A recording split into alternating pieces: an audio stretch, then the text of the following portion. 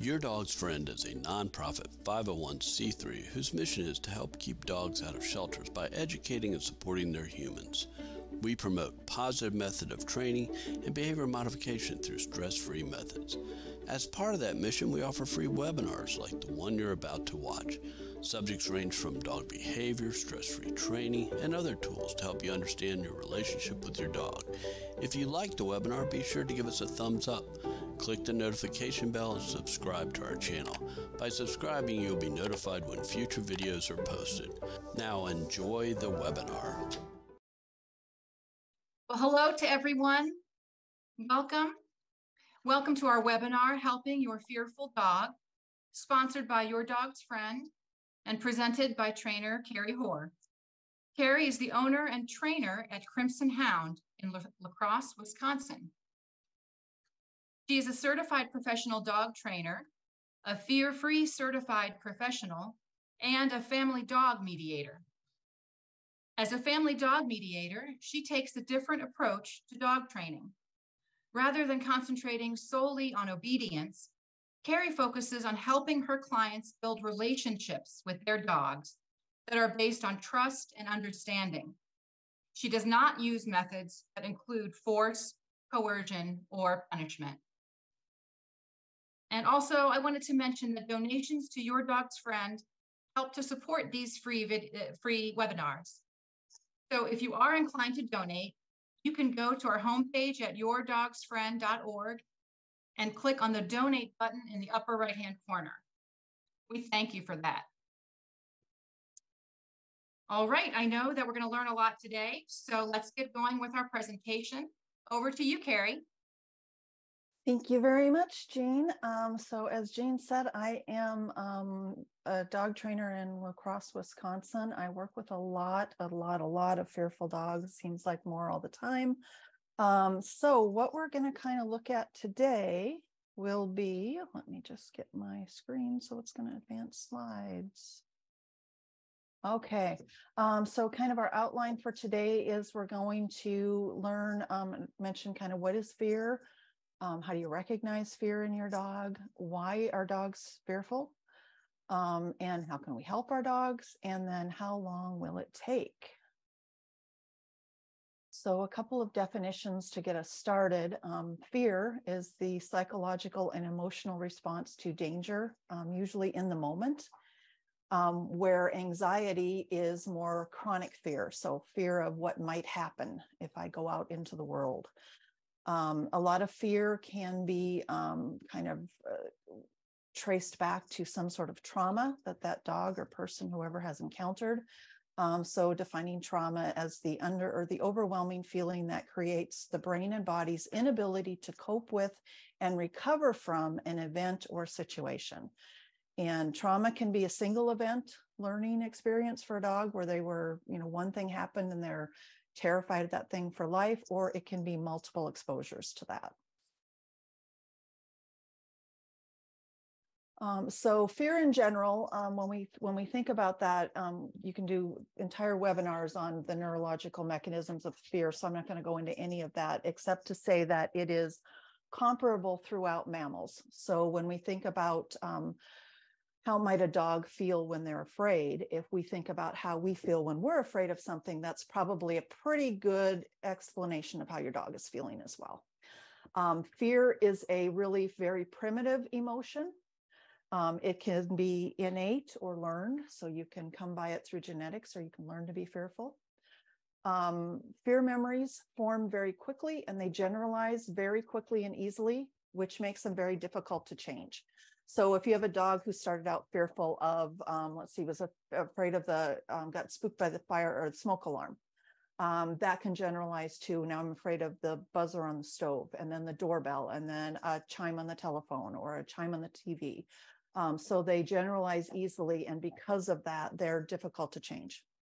And then thinking about this as well is fear is unique to the individual.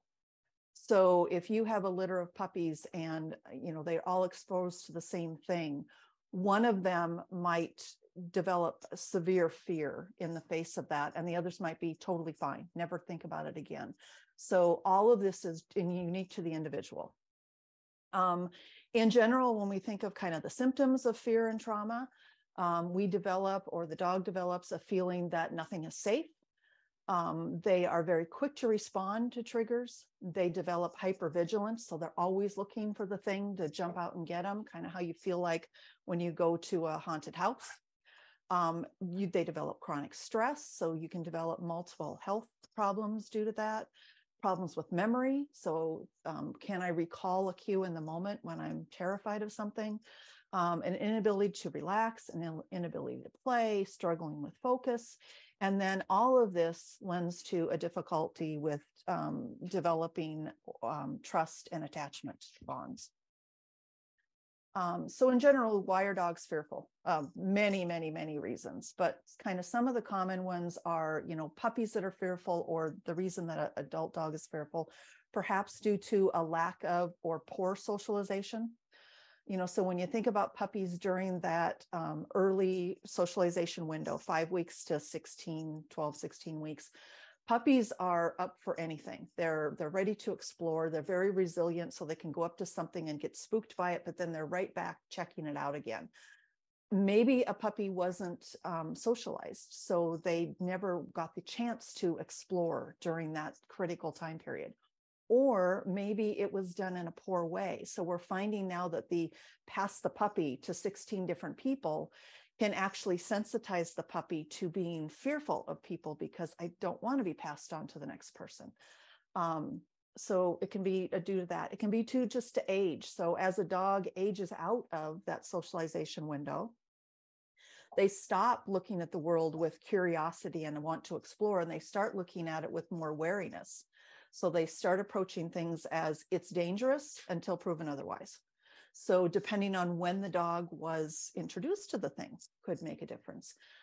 Genetics, there are genetics in, we know that noise phobia tends to be more common in the herding breeds. Toy breeds, the little dogs, tend to be afraid of some things just simply because of their size, because they're little.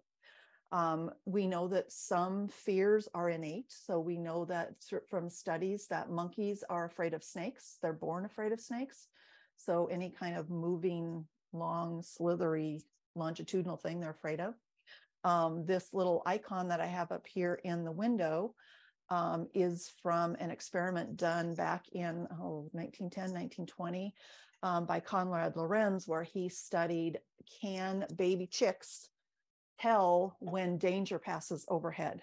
So they built this shadow thing that they flew over the birds, and when they would fly it in one direction, the birds would all run and hide, and when they would fly it in the opposite direction, they weren't affected. And what they determined from that was when it was flown in this direction towards the picture of the dog, it looked like a small head of a hawk with the long tail, and so they all went and hid because they thought it was danger. When they flew it in the opposite direction, that end looked like the long neck of a goose, and they weren't afraid of that. So we know that some things are genetic and innate. Experiences, learning history, trauma, all of those things can lead to why dogs are fearful. The end kind of lesson out of this is the dog decides what's scary. We can't determine whether or not a dog should be afraid. They have to tell us that they're afraid, and they have to tell us when they're able to cope with that fear. When we look at fear, it kind of comes along a spectrum. So some people that are here listening have a dog who is afraid of, like at Christmas time when the neighbor puts up their blow up Santa Claus or builds a snowman, and the dog sees it for the first time and he's like, oh my God, what is that? But then, you pass by it a couple times and the dog looks at it and he's okay with it and life goes on. Other people have dogs who have more along the line of the spectrum of fear, all the way to a dog who's afraid of everything in the world. So we could have a dog who's afraid of kind of everything in one category. Anything that involves handling me, I don't like and I'm afraid of. So that can affect grooming, handling, putting leashes and collars on, going to the vet, etc. But they're great meeting people, meeting other dogs. They're not afraid of cars. It's just the handling part that they can't deal with. Then we have dogs that kind of have multiple categories. So maybe they're not great with a certain type of dog. They don't really like being brushed. They're afraid of bikes, but they're great with cars and skateboards. They're afraid of these instantaneous things that show up in my yard, and maybe they're afraid of people that they, certain people. And then we have, again, that other end of the spectrum where we have a dog who comes into our life who is afraid of absolutely everything. That dog might be now hovering in a crate or under a coffee table or something, afraid to come out and greet the world. So hopefully you will find something within this webinar that you can take away regardless of where you are in that spectrum. Kind of the first thing we need to know is, how do I know if my dog's afraid? Is he just acting silly? Is he afraid? Is he angry about it? How do I know? So they've done some studies with adults and children to kind of try to figure out, can you tell what that dog is feeling? Can you tell by looking at a picture of a dog what it's feeling? And what they found out was that in general, most people can tell the difference between a happy dog and an angry dog. So most people could look at these two dogs and be able to tell which one to stay away from and which one looks happy.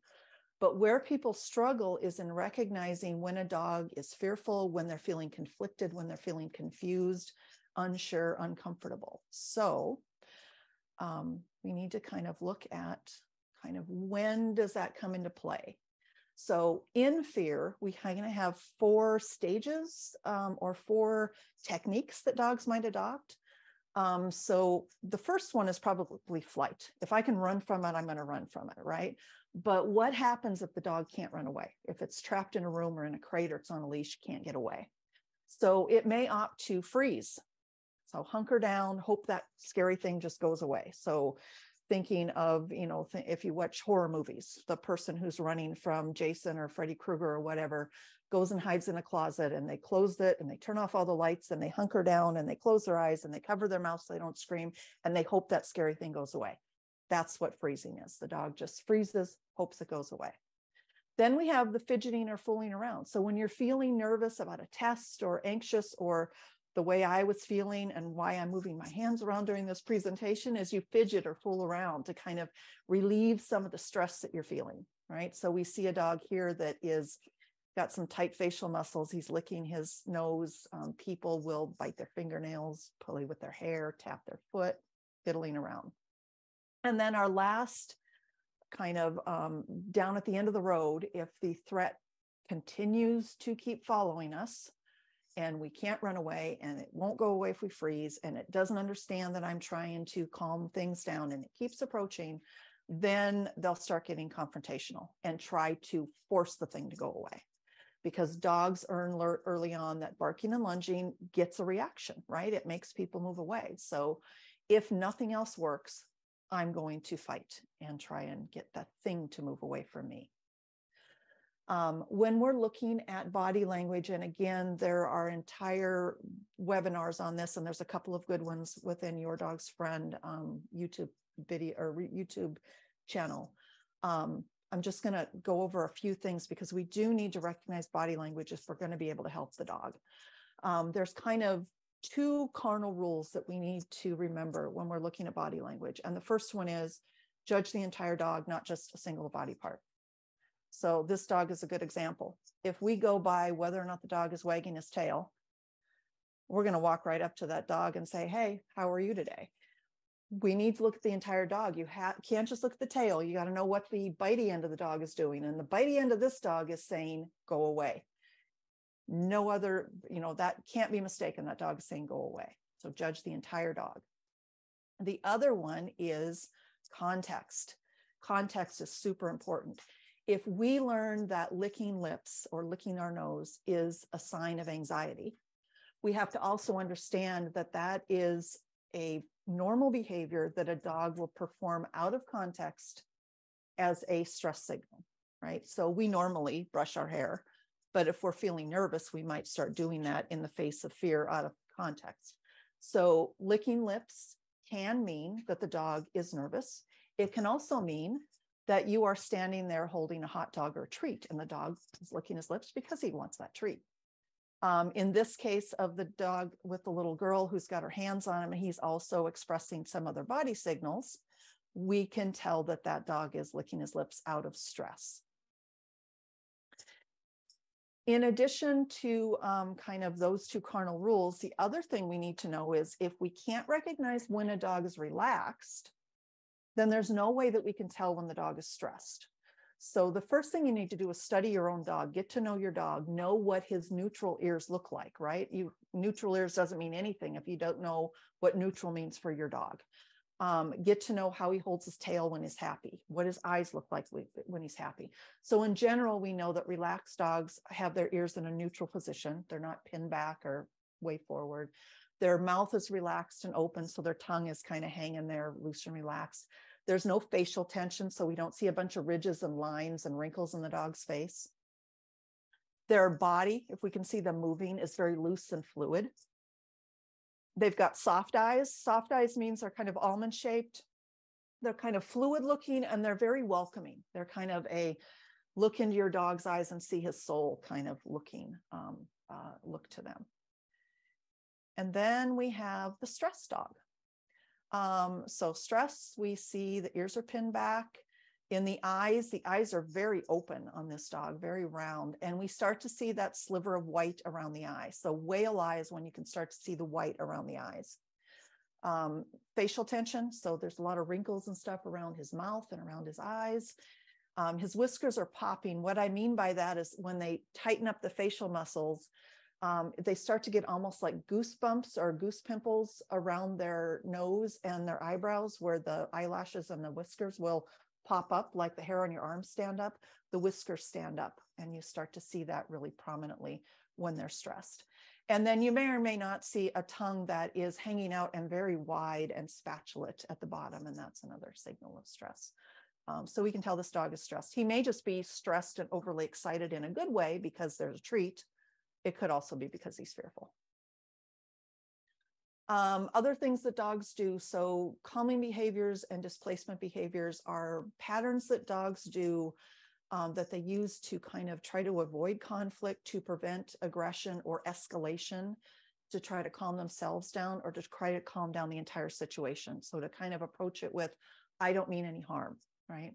So we've already talked about the soft eyes and the lip lick, but there's also blinking, squinting, averting their eyes or looking away, or if that doesn't work, they'll turn their whole head away or turn their whole body away from you. Yawning, grinning or smiling. So that is where they're just showing their teeth, but their mouth is closed. So a grin would be when they pull their lips all the way back and kind of a grimace, I'm smiling, I'm not afraid, I'm smiling. It kind of gets that kind of a look. So it's very reminiscent. If you see it, you know it. A paw lift, lift up a paw, tail wagging to just kind of, I don't mean any harm, lip smacking, curving. So dogs don't approach in a straight line. They curve around, make circles. The play bow, where they go down on their elbows with their butt up in the air. Slow movements, so they don't approach fast when they don't know something or someone, they'll move slowly. Lying down or sitting down are also very common. And then they may also perform behaviors to try to calm themselves down. So thinking of a time when you maybe took your dog to a group dog class and it was the first time you were there and there's 8 dogs and people that your dog doesn't know, and your dog is fabulous at laying down, and the trainer says, okay, let's practice down, and you say down, and your dog sits and he looks at you and he's looking around, and you say down and he doesn't do anything, and you say down, and then instead of laying down, he starts scratching himself, or he gets up and goes and starts sniffing the floor. That isn't because he had an itch or because he found something to sniff. That is a displacement behavior. He's nervous, he's anxious, he's unable to perform what you're asking. And so he's doing something to try to calm himself down. So sniffing, stretching, scratching, digging, acting silly, laying down, sitting down, and then the shake off. So a lot of times at the end of this stressful period, a dog will give a big shake, like they're trying to shake water off, but they're dry, and they're shaking off that stress. So it's like when we go, oh, I'm glad that's over, right? They're shaking out the stress. This is my dog, Finn. He's got nothing to be afraid of. He's laying on the couch and just doesn't want to come into my office with me. He'd rather lay on the couch so he can watch for something to bark at. But he is really, really good at showing you every body signal under the sun. So I like this video because it's really short. It's only 30 seconds. And there is a plethora of signals in here. So let's just see if you can we can point out some of the signals that he does in this little 30-second video. There is no sound to this. Oops, here we go. So we got the tail wag. He started looking away. Ears are back. He's squinting. He's blinking. There's the tongue flick. There's a look away. Pretty soon we're going to have a paw lift where he rubs his face. That's a classic Finn move. And we've got the yawn and another look away and avert his eyes. So he is a great one to show you kind of all the subtle little things that a dog can do in a very short period of time. And it's easy to miss those if you don't look, if you're not looking for them, or if you don't know what to look for. So why are they doing this? It all revolves around space bubbles, right? So if we think about space bubbles, we kind of have 4 sets of bubbles. We have our intimate space where we're comfortable with our core family members, cuddling, hugging, kissing, coming up real close to us. Then we have a personal space, kind of 4 feet out, where, you know, extended family, kind of a light hug, patting on the shoulder, that kind of thing. Our social space, acquaintances, coworkers, people you're just meeting. Think of a, you know, the distance of a handshaking length away from somebody. So that's about where I'd like to keep you during COVID, and I don't know where you've been, or I'm not sure, I've only met you for the first time. We don't know each other very well. So let's keep our distance a little bit and stand here and chat. And then we have our public space way out here, at least 12 feet away, where strangers. So, you know, when you're out walking, you may see somebody you don't know across the street, and you're great with waving from across the street. You know, they don't need to come over and chat with you. So again, we can extrapolate to dogs where they probably have the same sort of space bubbles. So what they're generally trying to tell us with all of their body language is whether or not they would like more space. So a dog who is giving very relaxed body signals is saying, decrease the distance between you and me. Come closer, come pet me. Go ahead and give me a hug. Go ahead and pet me. A dog who is giving you stress signals is telling you, you're a little too close. Can you just back off a little bit? Keep in mind that this changes moment to moment. This is not only with a strange dog, this also happens with your own dog. So ask yourself, when you look at your dog and you see what he's doing, ask yourself, is he asking me to come closer, or is he asking me to give him more space? Distance decreasing behavior, they look happy and stuff. Distance increasing behavior, where they're trying to, you know, can move back, kind of comes in 2 flavors. We have the very overt, offensive, get away from me now kind of a look. That's the offensive stance. And then we have the defensive one, where we're kind of starting to move into a freeze, and we're just, everything about that dog is kind of pulling away from the person and asking for more space. So it can come in 2 different flavors. And then it doesn't need to be a lot of distance. So this is a great picture or set of pictures I found on the internet when I was looking for pictures for a dog body language class. Same photo session, same girl, same dog. And there's a huge difference in the dog's body language here. In the picture on my left, where there's a little bit of space between the 2 and she's just touching him, look at how happy that dog looks. He is bright-eyed. He's looking at the camera. His ears are up. His mouth is open. He's all relaxed. And that's a good space for him. But then she leans over and gives him a hug, and look at how his face changes. And just in an instant, in that little bit of space that she took from him, changed everything. His ears go back. We now see that he is averting his eyes and turning his head away from her face. His mouth is closed. We see some whale eye. So, you know, it can be as simple as taking 1 step away, or it can be you need to give 50 paces. You know, so it's, again, it's going to be dependent on the dog and the situation. So looking at kind of, we've got all these body signals that dogs give off, and there is kind of there is a ladder of progression where they will move through from the very subtle, maybe lip licking or yawning, all the way up to growling, displaying teeth, snapping, and biting. And they progress as they see that their options are decreasing. So if you approach a dog and they're uncomfortable, they'll start with the very simple things like yawning, lip licking, turning their head away. And if you ignore that, or you don't see it, or you don't recognize it for what it is, and you keep approaching, then they're going to start get more overt. Well, if turning my head away doesn't work, maybe if I turn my whole body away, or if I walk away from you, you'll get the hint, right? Or maybe they'll start getting a little fearful of, what are you going to do? And they'll start moving into the freeze posture, where they're starting to crouch down. If you still don't recognize what's happening here, then they're going to have to get vocal, right?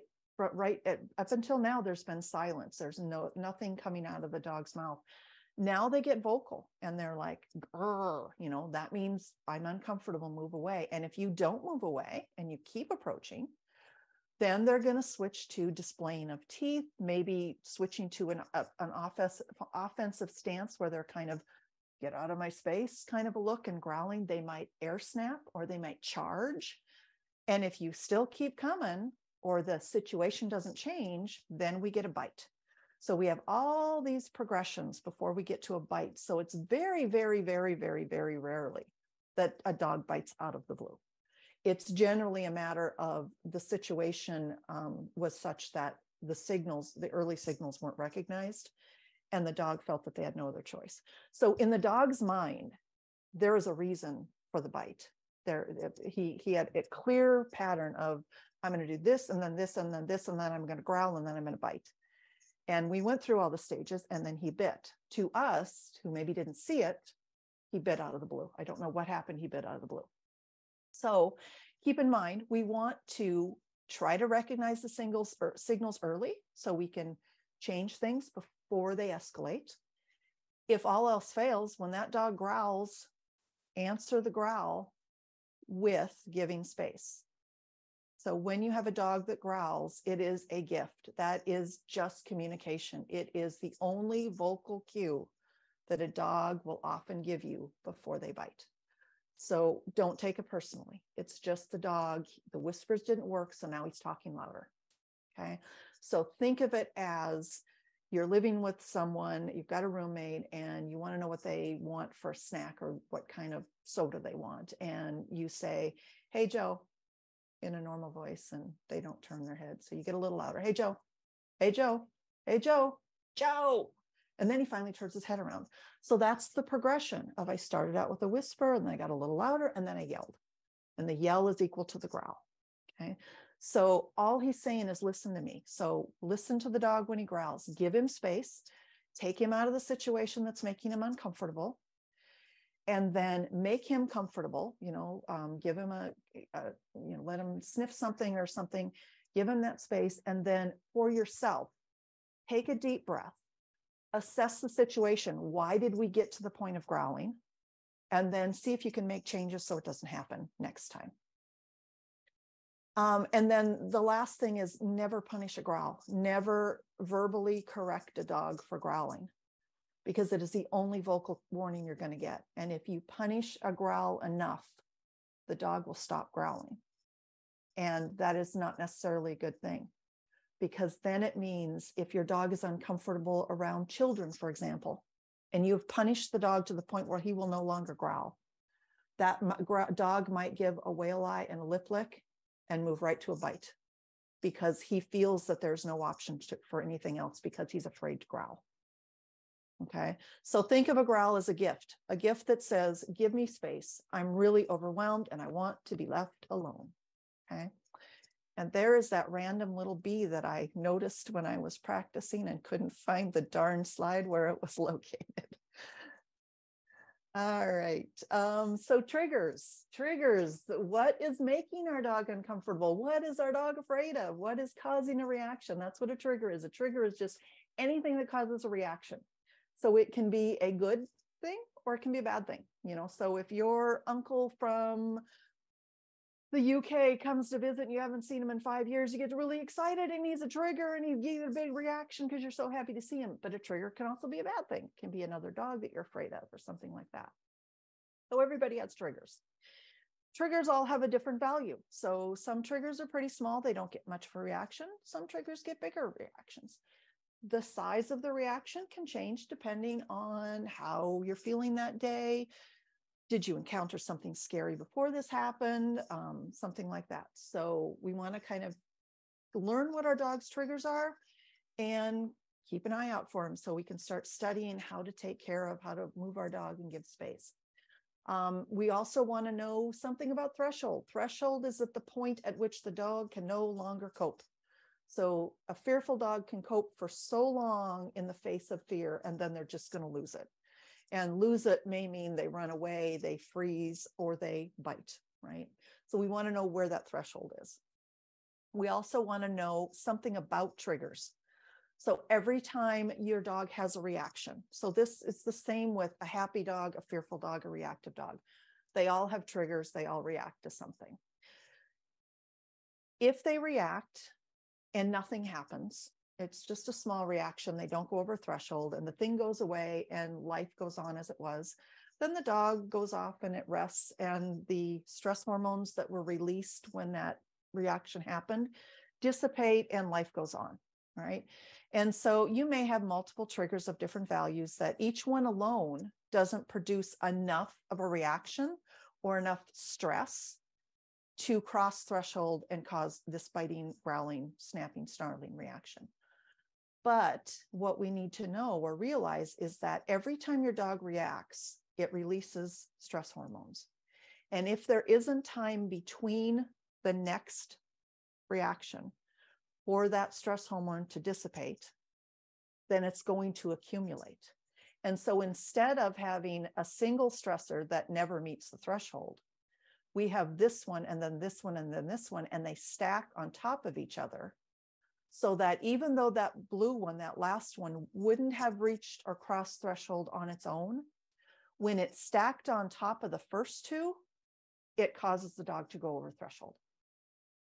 Okay.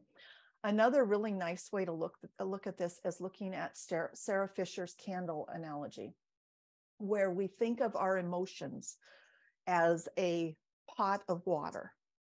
And when that water reaches boiling point, we have reached our threshold. And when the water starts boiling, we lose it, right?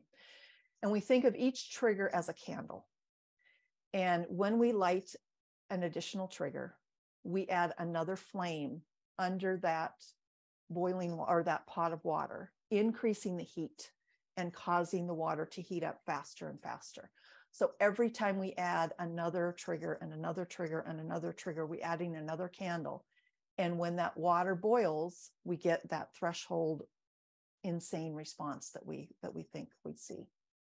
What's great about this analogy is that we can take it, also bring in the fact that there are coping mechanisms that we can introduce that will blow out candles.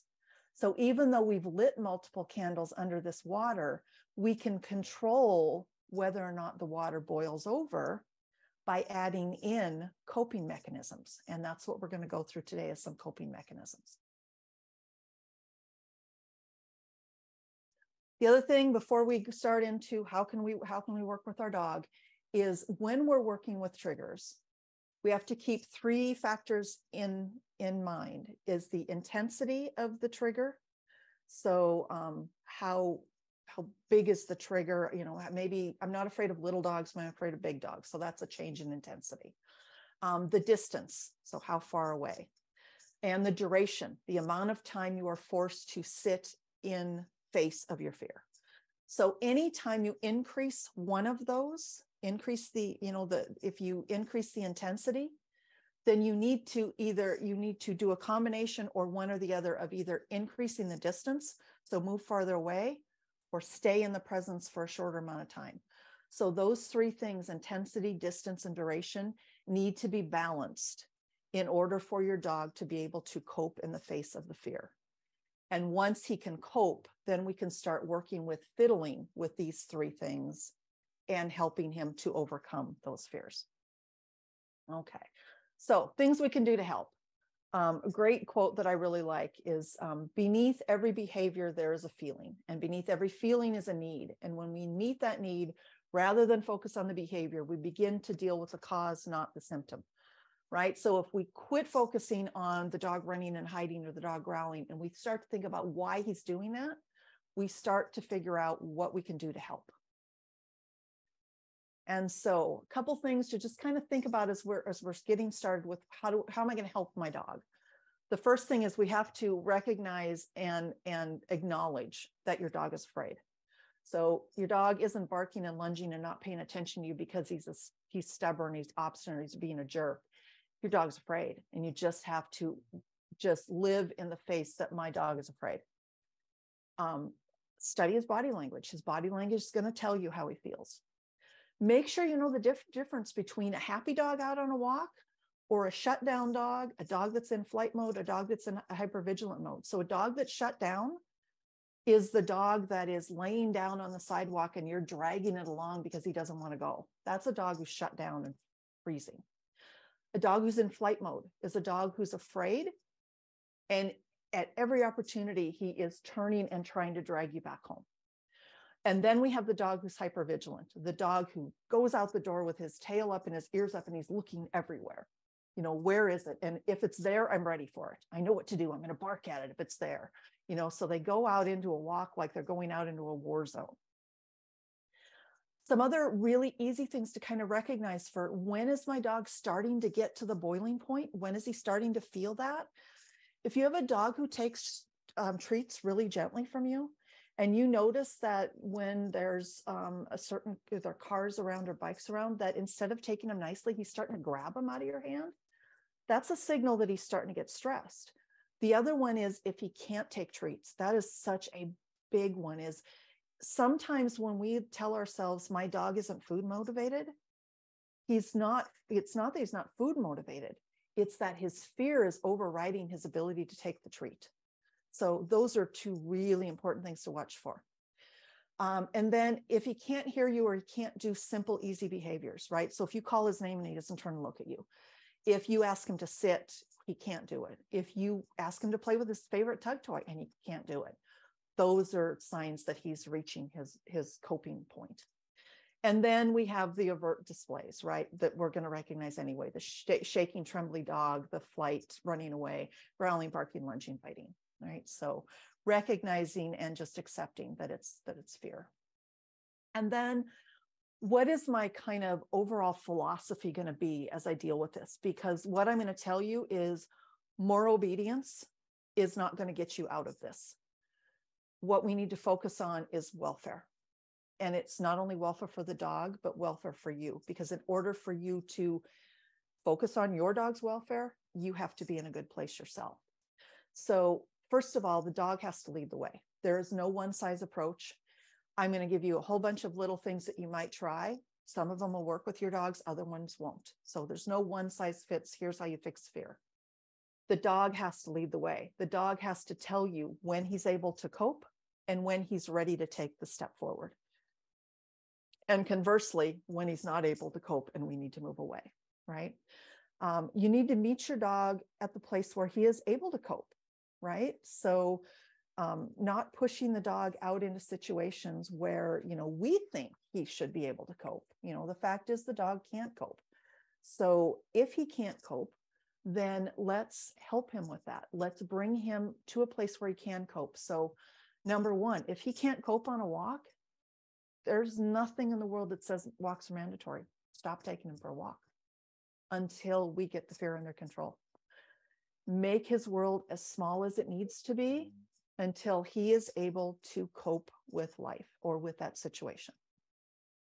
You have to approach this with compassion and empathy, right? So compassion, understand that the dog is afraid. Think about the way you feel when you're afraid. And that's probably a good example about how your dog is feeling. You can't reinforce an emotion. You can't reinforce fear. You can't reward fear. So if your dog is fearful during a thunderstorm and he comes to you for comfort, don't be afraid to comfort him. You know, we all feel better with a hand on our shoulder, a shoulder to cry on. Your dog will respond and need that same thing. Advocate for your dog, right? So your dog isn't out there giving you a hard time. Your dog's having a hard time. He can't advocate for himself. So advocate for your dog. In order to keep your dog from barking and lunging at somebody, be the one who steps out and says, hey, no, you can't pet my dog. Walk across the street. If you see someone coming down the street and you know your dog can't handle that, don't just say, okay, I'm just going to plow through and make it work and deal with it later. No, you can do a couple of things. You can cross the street. If you kind of can't get across the street quickly because there's cars coming, don't be afraid to say, hey, can you hold on for 1 second and let me get to the other side of the street? Most people are happy to, they'd rather have you say that than have your dog barking and lunging at them because they're afraid, right? And then as you're approaching this, in some cases, this is a long process with fearful dogs. So be realistic. Number one, talk to your trainer and be realistic about what your goals are and what your dog is going to be able to accomplish, because some dogs are going to get to a certain point and then they're not going to be able to get to the next point. So you may have a dog who's never going to be able to go to doggy daycare, or he's never going to be able to be out in the middle of a birthday party greeting everybody and doing all the things. And that's reality, and that's okay. He's a normal dog, right? So celebrate the little victories, right? Today, my dog spent 20 minutes out in the front yard sniffing around, and a guy came by on a bike and he didn't do anything. He just kept sniffing. That's a victory. Celebrate it, right? Think about, my dog can't do it yet, but he'll be able to do it someday, right? Set small attainable goals so that you don't get burnt out in the process, right? Set a small goal, and when you reach that goal, set another goal, right? Keep a log or a journal so that you can follow your dog's journey, right? Living it in the moment, you don't see those little progresses that you've made, right? So keep a journal. So you can tell that, last week he barked and lunged at dogs 16 times, but this week he only did it 3 times. Yeah, he's still barking and lunging, but look at the advancement we made and how many times it happened, right? Journals are also super important to keep because they help your trainer figure out if what we're doing is working. So if we're doing something and you're keeping a journal and we're not seeing progress, then that means we need to change something. And then again, self-care for yourself, right? If you need to meditate or take walks by yourself, or, whatever you need to do to just kind of be mindful yourself so that you can be there for your dog. The next kind of thing is support a sense of safety, because that's one of the big things with dogs that are fearful is they don't feel safe. So we need to help a dog feel safe so that we can help him learn new behaviors. So step number 1 is create a safe space, right? So some quiet location, can be a room, it can be a dog bed. I have one client whose dog safe space is in a closet. One of my dog's safe spaces in the closet behind me. A covered crate, wherever they feel safe. And so when you're thinking about what is my dog's safe space, sometimes you can help your dog create a safe space, but in general, it's better to let the dog decide. So if your dog gravitates during a thunderstorm to that closet behind me, then what I'm going to do is clear out a space in that closet, put down a dog bed, and make it a comfy spot for her to go when she's afraid, and she can go to her safe space, right? Calming sounds are white noise. So you can play the most, as far as music goes, they say classical and reggae, weirdly enough, seem to be the most calming music for dogs. There are sound and noise tapes that they've come out to try to help dogs habituate to noise. Those are made by what is called iCalm Pet, as in like iPod or iPhone, icalmpet.com. You can also find stuff like that on YouTube, or you can use white noise machines. Another great one is a box fan. So the big square fans that are loud when they blow. Set one of those up, if it's fireworks and the noise is coming from the exterior wall, set that box fan up so it's blowing against the wall.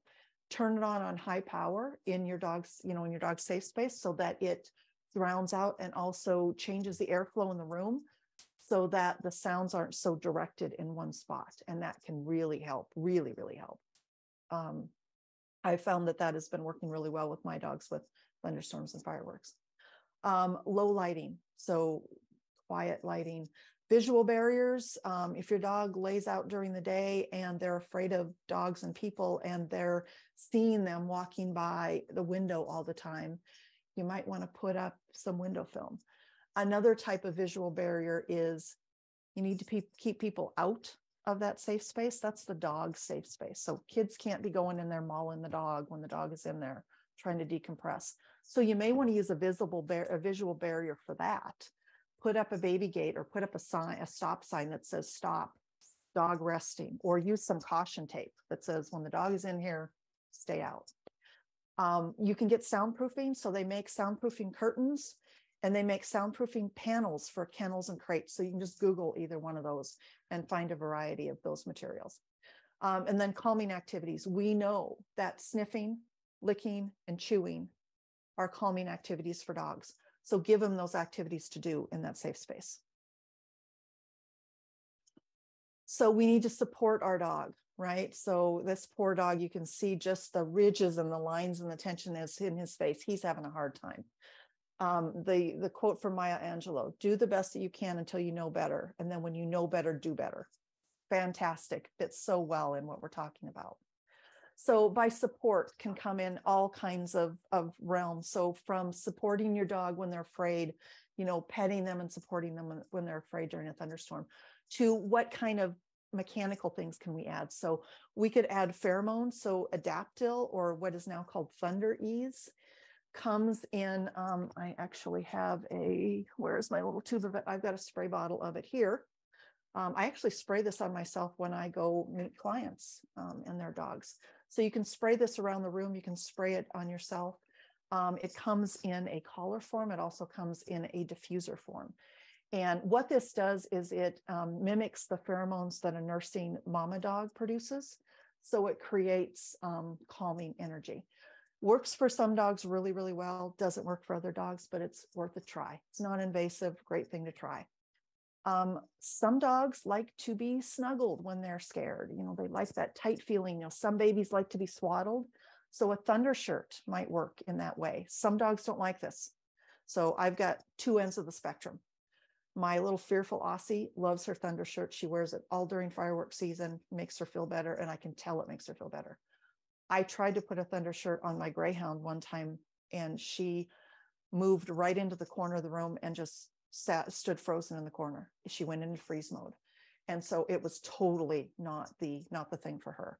So, try it. There are recipes out there on the internet for how to turn an ace bandage into a thunder shirt. So you could try something like that. And if it works, then invest in a thunder shirt.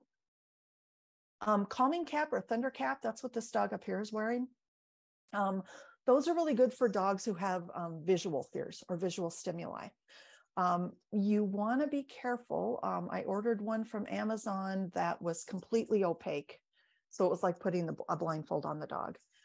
You want one that that blocks some vision, but they can still see out of it. So this is looking out my office window with no thunder cap in place. And this is when I put the thunder cap over the lens. So you can see how it blunts the visual. Obviously you're going to have to condition the dog to wearing. You can't just slap it on there and let him wear it all day long. It's got to be acclimated and conditioned. And then the final one, the reason I put crate training there is some dogs are more fearful in a crate. And, we find a lot of separation anxiety cases. Don't put them in a crate, it makes it worse. But sometimes they're going to need to be in a situation where they're going to need to be in a crate. And so acclimating them to a crate ahead of time reduces the amount of stress in that situation. So if if your dog needs to have surgery and stay at the vet for a couple of days, he's going to have to be in a crate. If you're boarding your dog, sometimes they crate them. So instead of adding to the stress of the veterinary environment by putting them in a crate for the first time, acclimate them to a crate so the crate is not a scary space. Safety is a big factor when you have a fearful dog or a reactive dog, because in the moment of I'm scared and I'm panicking, they bite. Any animal that has teeth will bite. It doesn't matter how much you trust your dog, how long you've had your dog, how much you love your dog. The fact is dogs have teeth and they will use them if they feel that there's a reason to use them.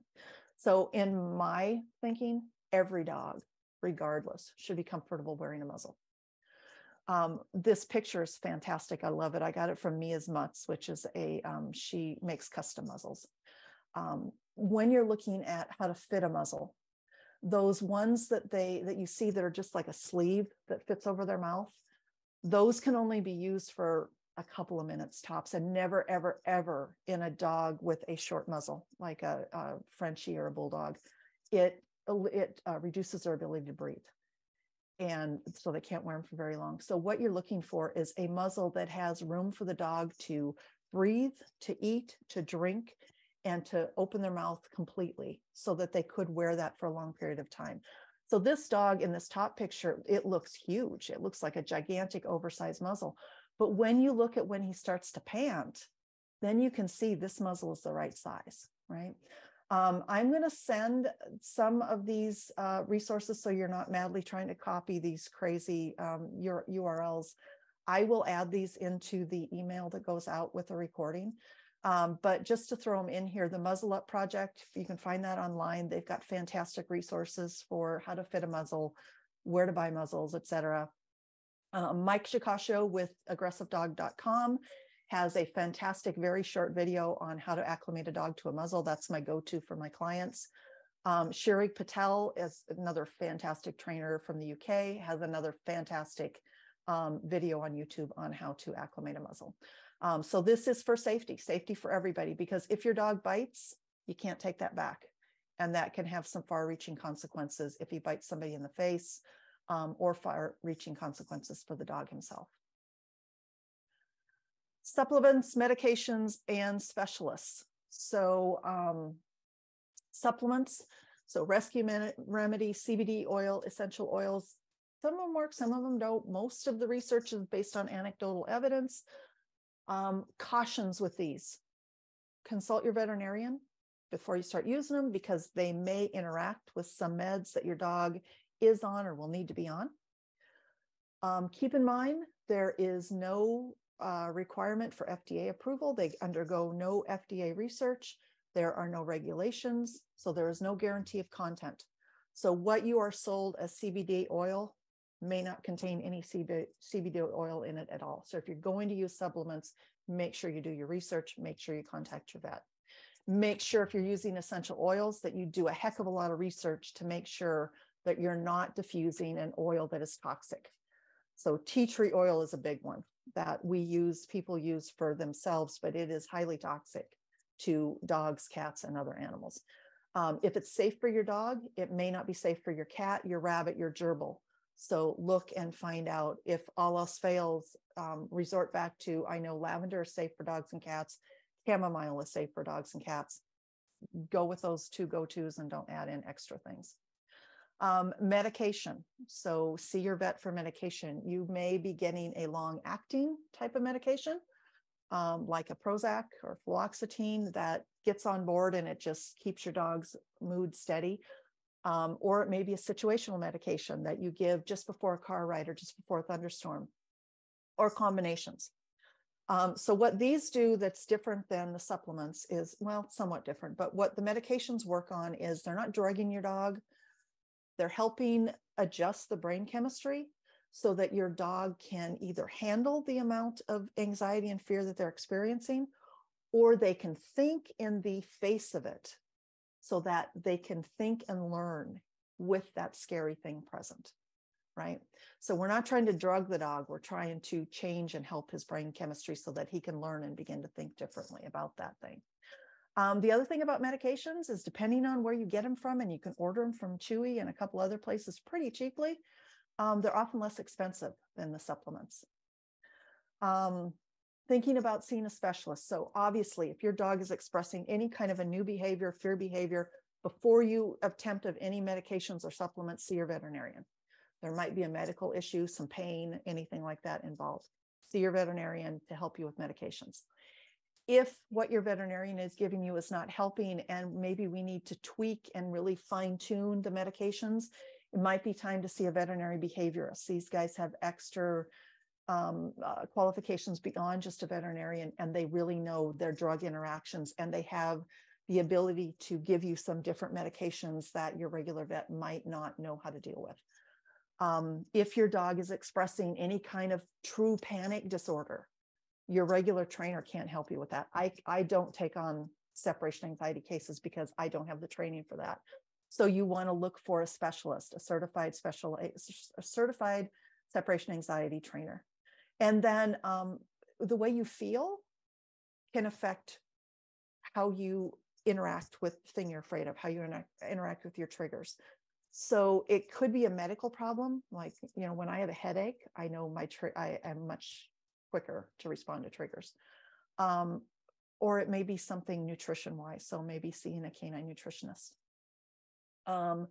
Building a trust account. Trust is believing I will be safe with you. Takes time to build trust.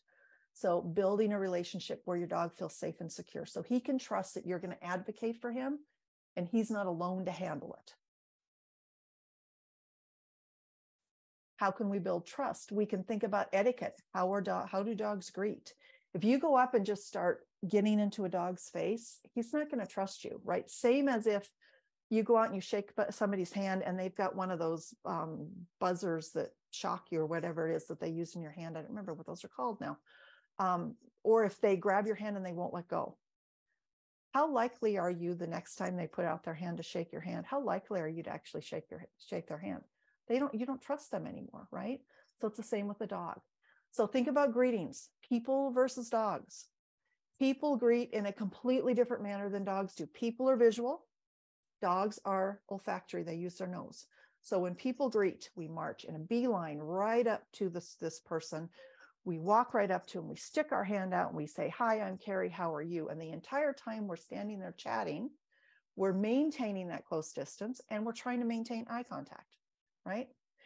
Every single thing about what I just described is aggressive and rude to a dog. They never march right up to another dog unless there's going to be trouble. Then they'll march right up to a dog. They generally meander and circle. So we have dogs here circling one another. They do a lot of sniffing, right? They're not visual. They are olfactory. They use their nose. So everything we learn by looking at a person, dogs learn by sniffing another dog or another person. They do everything they can to avoid eye contact because staring is rude and staring is aggressive. So they avoid eye contact. If they run up to another dog, one dog will look and the other dog will turn his head away, and they'll take turns turning their head away and sniffing. Their contact is very brief. They don't stand around sniffing and chatting for 15 minutes like we like to do. They're in there, they sniff, and they move away. And so we need to kind of think about that and understand that we can use some of these behaviors with our dogs. So if you have a dog who's uncomfortable around you and you're greeting a dog for the first time, don't hold eye contact. Stand side on and don't look at the dog. Maybe yawn or lick your lips. Turn your eyes away. Do some of the things that they understand as dogs speak for, "I don't mean any harm. I'm calm." And that helps them calm down. Myth. When meeting a dog, you should hold your hand out for the dog to smell you. No. This dog in the bushes, he smelled you when you were a mile away. He doesn't need you to hold your hand right in his face to smell your hand. And quite frankly, reaching is rude. You know, why are you reaching out to touch me and grab me? I don't know you, right? So don't do that. The other common one is when meeting a new dog, "Here's some treats. Feed my dog some treats and he'll come up and greet you." No. That's the worst thing you can do. Because what happens is the dog might be afraid of you. That's why he didn't come up to greet you in the first place, because he's afraid of you. He doesn't trust you. He doesn't know you. But if you have chicken in your hand or something really stinky and yummy, the draw of that smell is going to get him to come closer, and he'll grab that treat out of his hand, and then he's going to look up at you and think, "Oh my God, you are really close to me." And that's oftentimes when people get bit, because the dog is like, "Oh my God," and then they bite to get you to move away. The other thing that happens is if you give someone 10 treats and you say, "My dog doesn't want to be pet, but give him these treats." And so the dog comes up, you give him a treat, walks away. Dog comes back up, you give him a treat, walks away. And you do this 10 times, and now I'm out of treats, and the dog comes up. I don't have a treat to give him. So what is that person going to do? Well, they're going to reach out and try and pet him. Well, now you have just spent 10 minutes gaining trust with that dog, telling him, I'm not going to touch you, I'm not going to touch you. And then he comes up and you reach right out and he's like, nope, you blew it. You blew every bit of trust I had in you. And they go away and they're not going to come back again. So what do we do instead? First of all, if the dog can't cope, you don't greet people, right? Tell people no, cross the street, put them in a bedroom when people come over. If he's kind of ready and might want to do a quick sniff, but he's still afraid, you could set it up with like a barrier, a baby gate, or a fence, or an X-pen, or even a leash, and let the dog go up, take a quick sniff of that person, and then call him back to you for a treat, right? We can play this toss treats behind game, which I'm going to play for you real quick. What I'm going to do is stand side on. I'm not going to stare at him. And I'm just going to toss treats behind him so that he may come and approach, but his treats are coming away from me, behind him, to encourage him to create the distance again. So he can come closer, gets a little whiff of me, and moves back again, right? And as he gets more and more comfortable, he'll come closer, but his treats are going to come away from me. I'm not going to feed him out of my hand. I'm going to feed him on the ground or on the floor behind him. Okay, this is a great. All right, so that's what I call toss treats behind. It's kind of built on, if you know Suzanne Clothier's Treat and Retreat, that is not what this is, but it is kind of built on that idea. And again, the other idea is, advocate. If you have this system in place with your dog and people come in, put a sign on the door that says, hey, grab some treats. When you come in, I'll tell you what to do. Or put a sign on the door that says, we're in training. Text me when you get here. Don't just come in so I can give you instructions, right? Simple as that.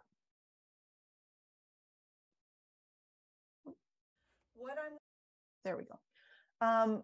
The other thing we want to keep in mind is don't put a dog into a scary situation. Just assume it'll help him get over his fear. So a lot of times we'll say, well, if I just hold the puppy and pet him, it makes you feel better petting a fearful dog, but it makes him more scared. And this is what we call flooding. So what happens is the dog will completely shut down because they know they can't get away from you and there's nothing they can do about it in the moment. And they just learn to just go limp and shut down and let you do your thing. It's not changing their emotions. It's not getting over the fear. It is creating a dog who just has learned that I can't do anything about it. Or a dog who learns that I can't do anything about it in the moment, but as soon as you take your hand away and start to walk away, I'm going to go, rah, rah, rah, rah, rah, you stay away from me. I told you to go away. And so you might see some increased aggression where I don't understand why I was petting the dog and he was fine. He just laid there, he didn't move. But then when I walked away, he ran up and bit me on the leg. And that's what's happening here. The dog is completely shut down due to this flooding. And then when you walk away, they're like, oh my God. And that energy that they bottled up, they take out an aggression of telling you, no, next time don't come that close. Oops. So providing agency. So Emily Strong and Allie Bender have a really good definition of agency. These are the authors of Canine Enrichment for the Real World. Agency is the ability to have some level of control in our environment and to be able to make choices that will result in a desirable outcome. So when we think about our dogs, they have little to no choice in their life. We decide what they eat, where they eat, how much they eat, when they eat. We decide where they go potty, when they go potty, how long their walk is, where they walk. We decide everything. So let's start giving them some choice and some meaningful choices, not do it or else, right? Eat this food or else you have nothing.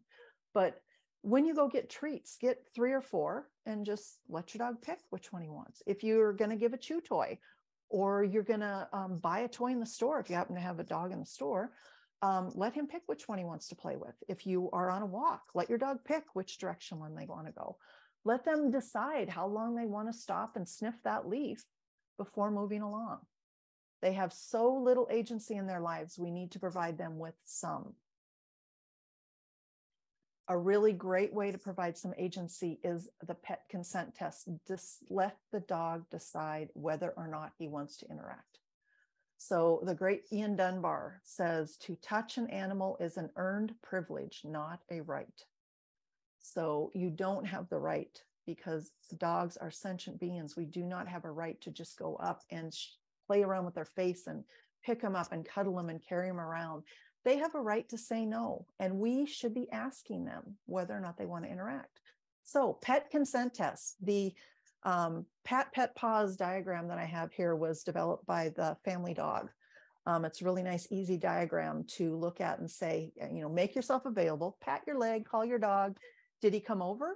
No, then leave him alone. No one interact with you right now. And that's okay. Pat your leg. Did he come over? Yeah. Okay. Pet him for 3 seconds and then stop.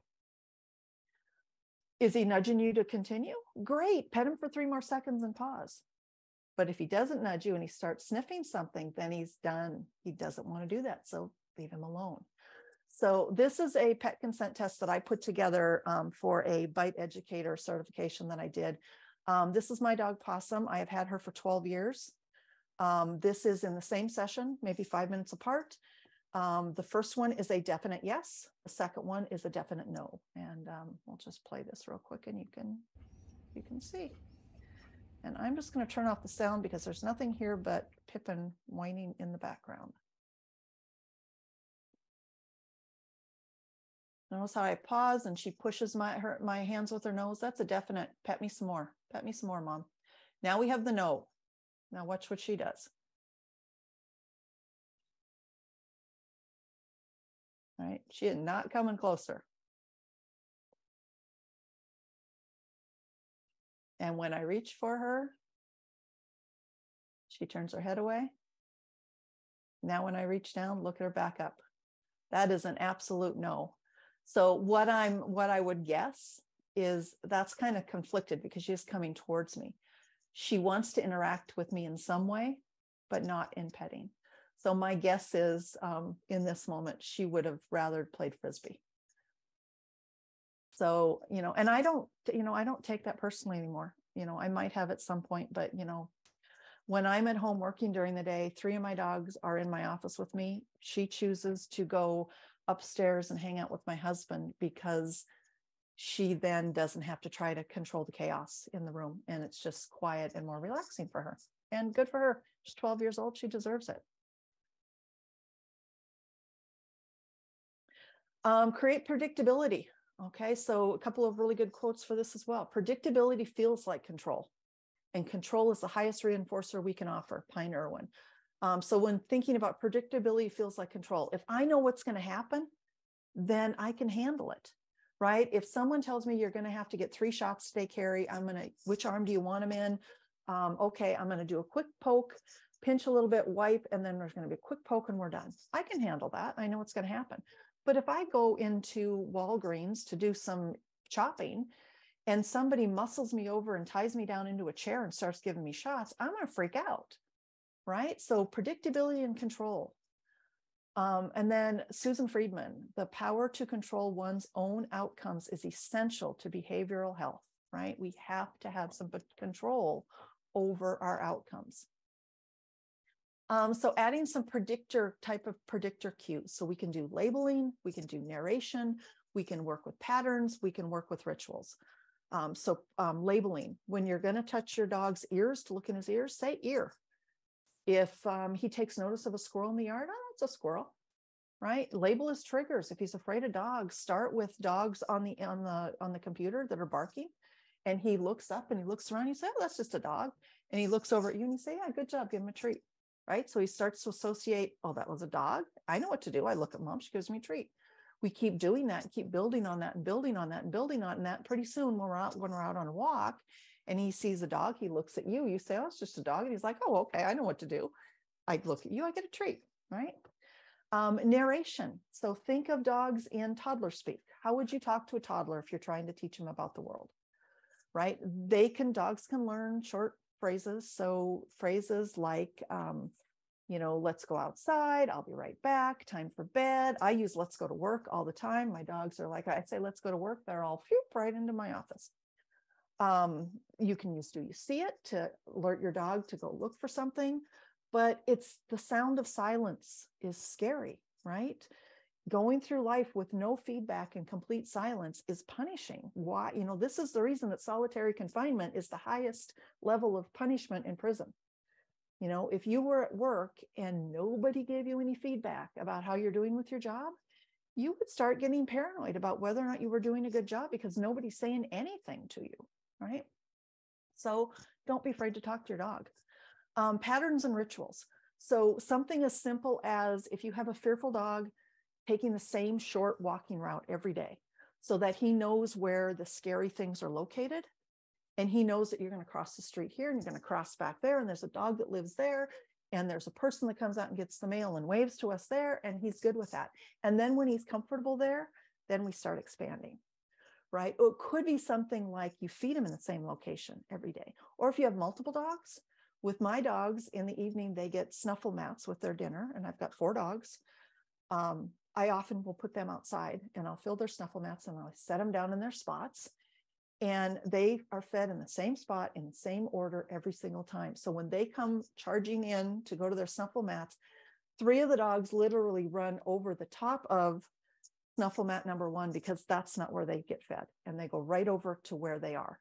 That is a pattern and a ritual that they can count on, right? And if I have things in my life that I can count on, it makes me better able to cope with the things that I don't know about. The only thing I want to mention here is that sometimes patterns and rituals can get you into a bind. I'm thinking of a walking route. If you have a dog that is a guarding breed, like a Great Pyrenees or something like that, who is bred to guard a perimeter, if you keep walking the same route every single night, sometimes they will start to incorporate that area into what they're supposed to guard. So, you know, keep that in mind. The other thing is creating rituals around greetings and leaving. That can make a dog feel more comfortable, but it can also make a dog with separation anxiety start to feel panicky. So just, you know, look at your dog's body language. If it's not working, stop doing it and do something different. Confidence building, next big thing, mindfulness, right? Watching the world go by. Can we just sit outside and hang out on a picnic table or a picnic blanket and just watch people watch? And when he can do it from a distance, move a little bit closer, right? Just sitting and watching the world go by.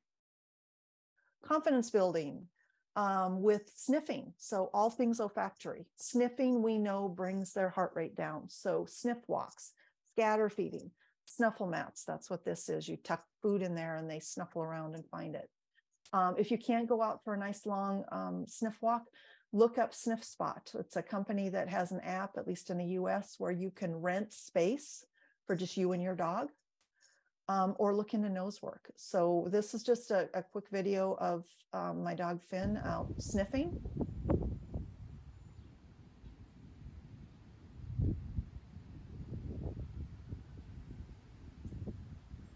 You know, and just watching the world go by. Part of every walk that we take is just sitting and watching the world go by. And then this is an example of what I mean by scatter feeding. What I've done here is I've just scattered their dinner out in the yard. Whoops, played the wrong video. There we go.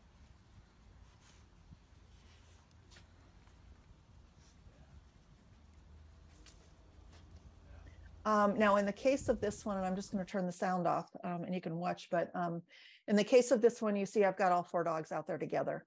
My dogs don't resource guard from each other, and we've been doing it like this for years, so I have no worry about them getting snarky about food. If you have dogs that resource guard or argue with each other over food, do not put them together doing this. You can do one in the house, one outside, or one at 5 o'clock, one at 6 o'clock. You can put up a fence between them, but don't put them all in together if you have any inclination that there's going to be a problem. And that's all about sniffing around for your food. So it gets back to that need to scavenge. Dogs are scavengers. So it brings them right back down to that primal thing that they were created for. Mental enrichment. Several Your Dog Friend webinars on mental enrichment. I've got a blog on my training page as well. You can buy stuff, right? So you can buy Kongs and puzzles and licky mats and just ball toys and things, or you can just pull things out of the garbage, right? So you can roll food up in a towel You can take a blanket and throw food on it and swirl it. You can take an old pair of jeans and roll food up in the legs. So just getting them to use their mind to solve the puzzle of how do I get to that food, and use their nose to find it. These are things that are going to blow out the candles, right? These are your coping skills that you're going to use to blow out those candles that were lit by triggers. Free work. Kind of a version of the sniffing and stuff, where we take a whole bunch of kind of novel, different types of items, different textures, and we lay them out there, and we add some food in there, and we let the dog explore on his own at his own pace. This is a great way to incorporate something that your dog might be afraid of. So let's say he's afraid of his harness, leash, collar, whatever. Incorporate that into this free work course somewhere, and scatter some food around it, and just let him explore it on his own, in his own time, right? This is also a great way. Free work was developed by Sarah Fisher in the UK. And she not only uses it to help decompress dogs with the olfactory and mental enrichment that they're getting, but she also uses it to study the dog. So it gives you a slowed down version of what their posture is like, how they move. In Finn's case, it's easier for him, and I can tell by his body language that it is easier for him to access things that are like up on a stool or up on a box versus reaching all the way down to the floor. So it gives you an idea of kind of your dog's also health in using free work. The other way you can incorporate free work into cases is if you have a situation where the dog is afraid of a particular person in the house, or won't come close to anybody in the house, you could set up this free work course and then go sit off on maybe on the threshold. Maybe you have the person sit up on the 5th or 6th stair, and they just sit up on the stairs and play with their phone or read a book while the dog is down here going through the free work course. And so they're looking up and they're sniffing that person. They're seeing that that person is no threat, and they're acclimating to them. And as they get better at it, maybe they start to go over and sniff and investigate. And so maybe that person can start moving down closer and maybe inserting themselves into the course at some point. And when the dog comes over and sniffs, we toss a treat for the dog. And so this is kind of a very passive way to help a dog become acclimated to people that they're not sure of, and to start to build a trusting relationship with people that they're unsure of. I love the box game. This one, start out with just a simple box. Depending on the size of your dog, if you have a short dog, you want a low box that they can easily stick their head into and touch the bottom without touching the box with their body. Okay, so that gives you an idea of how big of a box you need. If your dog is afraid of the box, if they won't put their head in the box at all, then you're going to need to start slow. You're going to need to put some treats on top of the box and around the box. Get them comfortable coming close to the box. Once they are able to do that, then maybe try flipping it on its side and putting one on the edge. And, can I get that out of there and touch that flap? Maybe not. Maybe you need to bend the flap in. Navigate or progress to, can we throw treats into a box? If he's really good at this and he's sticking his head right in there and he's pushing the box around the room to try to get to the treats, then you're ready for the next step. Take one of the flaps out. And now when the dog pushes the box around, that flap's going to move. Can he handle that, right? When he can cope with that, then we take out a couple more flaps. Can we add items into that box that he has to push with his nose to get to the treats? So each time he does this and he accomplishes it, it becomes well, that didn't kill me and the food was good, right? So that didn't kill me. So yeah, I'll try it again. Well, if the box that had food in it and the flaps were open didn't kill me, I bet the box that has food in it and the flaps are open that has one tennis ball in it, I bet I can do that, right? So you're building confidence as you're going along. So you move the flaps out and then you start folding the flaps back in. So when he reaches in, he's actually going to touch the flaps on the way in and out. And then graduate all the way to a closed box where you give your dog a closed box and he figures out how to get in there. So you're building confidence around that. And that maps out to other things. You'll notice that when they're more confident with these things in the house, they get more confident exploring that stump outside, right? So feed him on the stump outside. And then can he take food off the stump? Well, can he put a foot up on the stump? right? So start thinking of those ways in these little tiny goals. Oops. You can do a busy box. So just have a box where you have a whole bunch of different toys in there, different textures, different sizes, different sounds, and let him investigate, pick out toys. You can build confidence with play, right? So start out with gentle play and easy play with a dog that is very gentle, and then progress to a more rambunctious dog, or easy, gentle games with toys or humans, and then progress to something more wild and carefree as the dog gets more confident. Finally, we have coping skills. So again, you cannot train a behavior at the time that you need the behavior. So these are going to be coping skills that we can use to regulate and deal with stressors in the moment. So T-Touch. T-Touch massage was developed by Linda Tellington Jones. It's definitely a mindfulness activity that can help you connect with your dog on a different level. And depending on what type of massage you use, there is a Your Dog's Friend webinar that delves into this more. It works for different things. So it's a very calming and relaxing activity and helps you build a bond with your dog. Alone time, helping your dog learn that being alone for a few minutes isn't terrifying.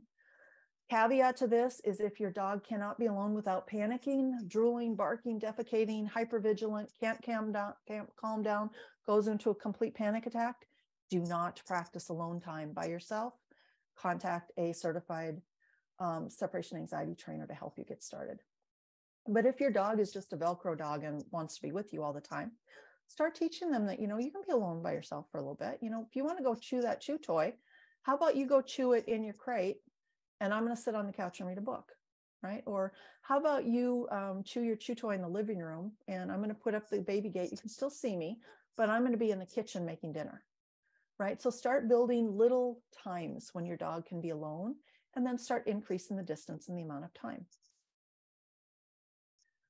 A couple of real simple games that I start out with every one of my dogs are Find It and Touch. So with Find It, you say find it, you drop a treat on the ground. Start out close to the dog, so find it. Super easy, find it. Find it. As they catch on, you can make it a little harder. Find it. Get them to move a little farther away. Find it. Find it. And once they get good at it, then we start doing things like directing them with it. So if he's in front of me and I decide I need him behind me for some reason, I can do that easily with a Find It. Rather than going and grabbing him by the collar and moving him, we can move him with a Find It. So Pippin, find it. And now that he's back there, I can keep him back there by continuing to toss treats back there for him. Find it. Find it. Find it. And then the other one is targeting. So they can target many different things. This is just showing how to use lure training to teach a hand target behavior. To become interested in our hand to start with. So take a treat. I've just got a piece of kibble. Stick it between your fingers. All right, so we want them to be able to smell it, but not be able to grab it. We're just going to use that as a lure to get them to come to our hand. The treat's going to come from our other hand, okay? Then we're going to start up high, and then we're going to present our hand down right in front of the dog's nose, just a couple inches from their nose. We want to set them up for success so that it's so close to their nose that they almost can't do anything but touch our palm with their nose.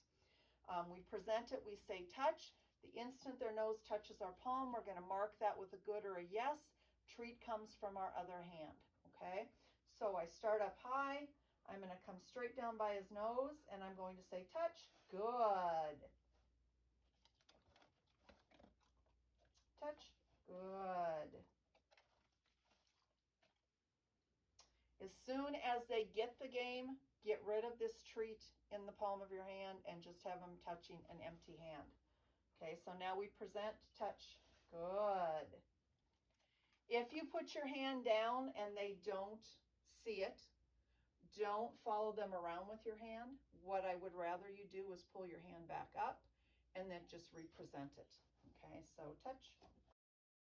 So both of these work really well for just hands-off stuff. So if you have a dog that you can't touch, this is how you move them around the house, right? You can move them around with find it or touch. You can use this for, so practicing for that greeting behavior, toss a treat behind, use find it and start teaching your dog to that some of those treats are going to come over your head. So he knows to look behind him for a treat. So setting him up for that. You can use it for moving them off of furniture. Some dogs get a little bit snarky when you start grabbing their collar all the time to move them off of furniture, or sometimes they hurt. So if you go to push them off the couch, they growl at you. So move them with find it, right? Worried about using a lot of treats, a lot of this stuff you can practice in the house with their kibble. You say find it, you come in. Party time. So if there's one single thing that or event or a noise that they're afraid of, you can attach like a jackpot reward to that to help them build some positive associations with that scary thing. So practice before the thing happens. So let's say it's going to be fireworks or let's just start with the doorbell because you can control that. Let's say your dog's afraid of the doorbell. So you're going to figure out what cue you're going to use. You're going to use visitors, and visitors means we're going to run together to the refrigerator and I'm going to grab a handful of cheese and we're just going to do a jackpot on the floor with cheese. Right. So every time you say visitors, the dog's like, oh my God, I'm going to race you to the refrigerator. And then you start adding the noise in. Then you start adding the doorbell visitors, and then you run and you do that. So this can be a way to help build positive associations with a single event, scary thing. Pattern games.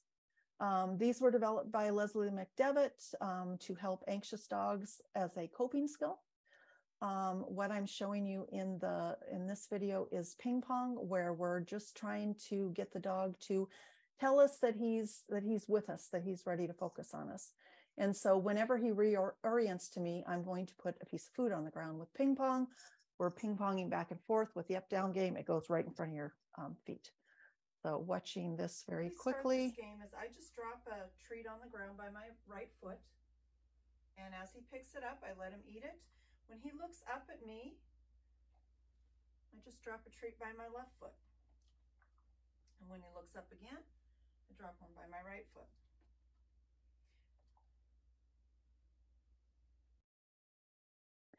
Simple as that.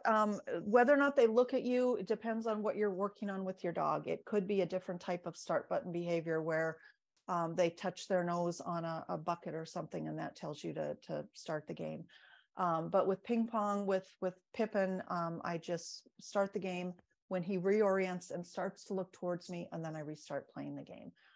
That way he can go off and sniff something, and then he can come back to home base and know that I'm going to be there playing the game as soon as he reorients to me. It requires a little bit of space, but you can use this to teach them about scary things. So let's say your dog's afraid of the crate. You could ping into the crate, and then Pong's going to come outside of the crate. So your dog knows he only has to go in there for a second because the next treat's going to come outside. You could do the same thing at thresholds. If your dog's afraid to go out a door, if they're afraid to go into a room or up the stairs, you ping onto the stairs and ping off in the other direction. And they start to learn. And as they get better at it, you move them farther into the space with the game. Up, down, same general premise, but you're putting the treats, you need less space, and it's more of a stationary game where you are just putting the treat at your feet. They look up at you, treat at your feet. They look up at you. They may look around at the thing, but when they look back at you, treat comes down. So you can do this when you don't have very much space to move around. We start this game. We've got the look at that game and 1, 2, 3. The look at that game, I probably do this a bit different than the way Leslie originally intended, but I use it as kind of an I Spy game. So the 2 gray dogs are nervous around dogs. So what they're going to do is look at the dog. They're going to look at me. I'm going to tell them what it is, and then I'm going to give them a treat. Good job. Just a dog. Yeah, I see it over there. Just a dog. You check with me? There you go. What a good boy. Good job, Ben. Good job, buddy. Good check-in. Very nice. Yeah. Very nice. Good boy. So simple as that. It can either be the dog points out something in the environment and looks back at you for you to tell them what it is and give them a treat. Or it can be like I called the dogs because they were starting to fixate. So I'm like, no, hold on a second. Look at me for a sec. I also have a cue for Pippin where if he is scatter feeding or something and he doesn't see it, and I know he's not going to see it before it gets too close, I have a cue of, do you see it? Instead of look at that, I say, do you see it? He pops his head up, looks around. As soon as he sees it, he looks back at me. I label it. I give him a treat. Then we have the, we have the 1, 2, 3 game. This one we can use as kind of a magnet to move the dog through a scary space. So what we do is teach them that when I say 3, they get a treat, right? And then you get that magnetized to 3 means a treat, then 2, 3 treat, 1, 2, 3 treat. And then we start moving it. So each time I take a step, I count 1 step, 2 step, 3, give a treat. 1 step, 2 step, 3, give a treat.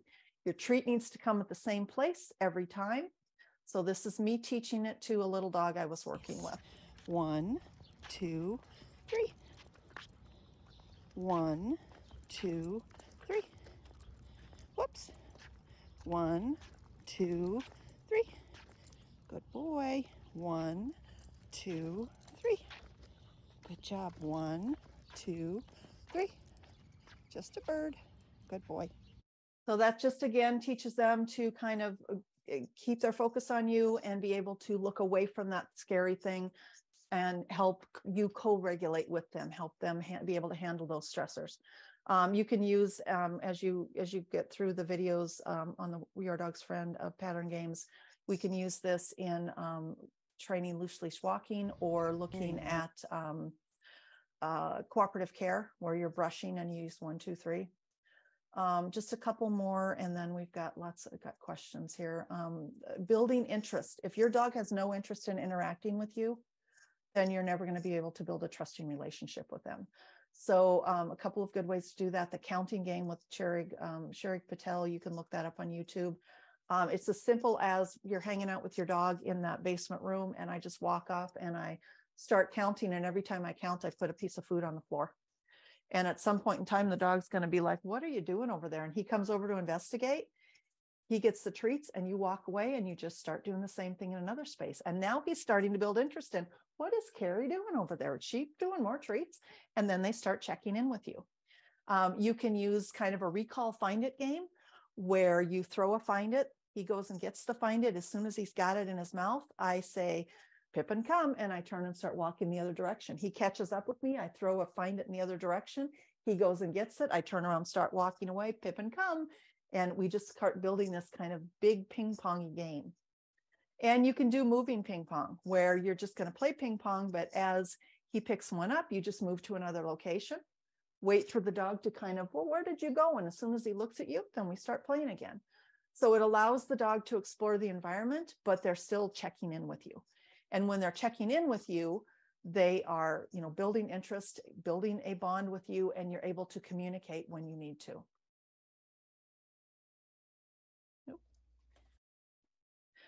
Cooperative care kind of uses all of this kind of stuff, right? We want to be able to allow our dogs to opt out when they've had enough of the bathing and the grooming and the brushing. So any kind of husbandry and care we can do cooperatively, where we let the dog tell us when they've had enough. And you can use all of these things I've taught you to do that. You can use labeling.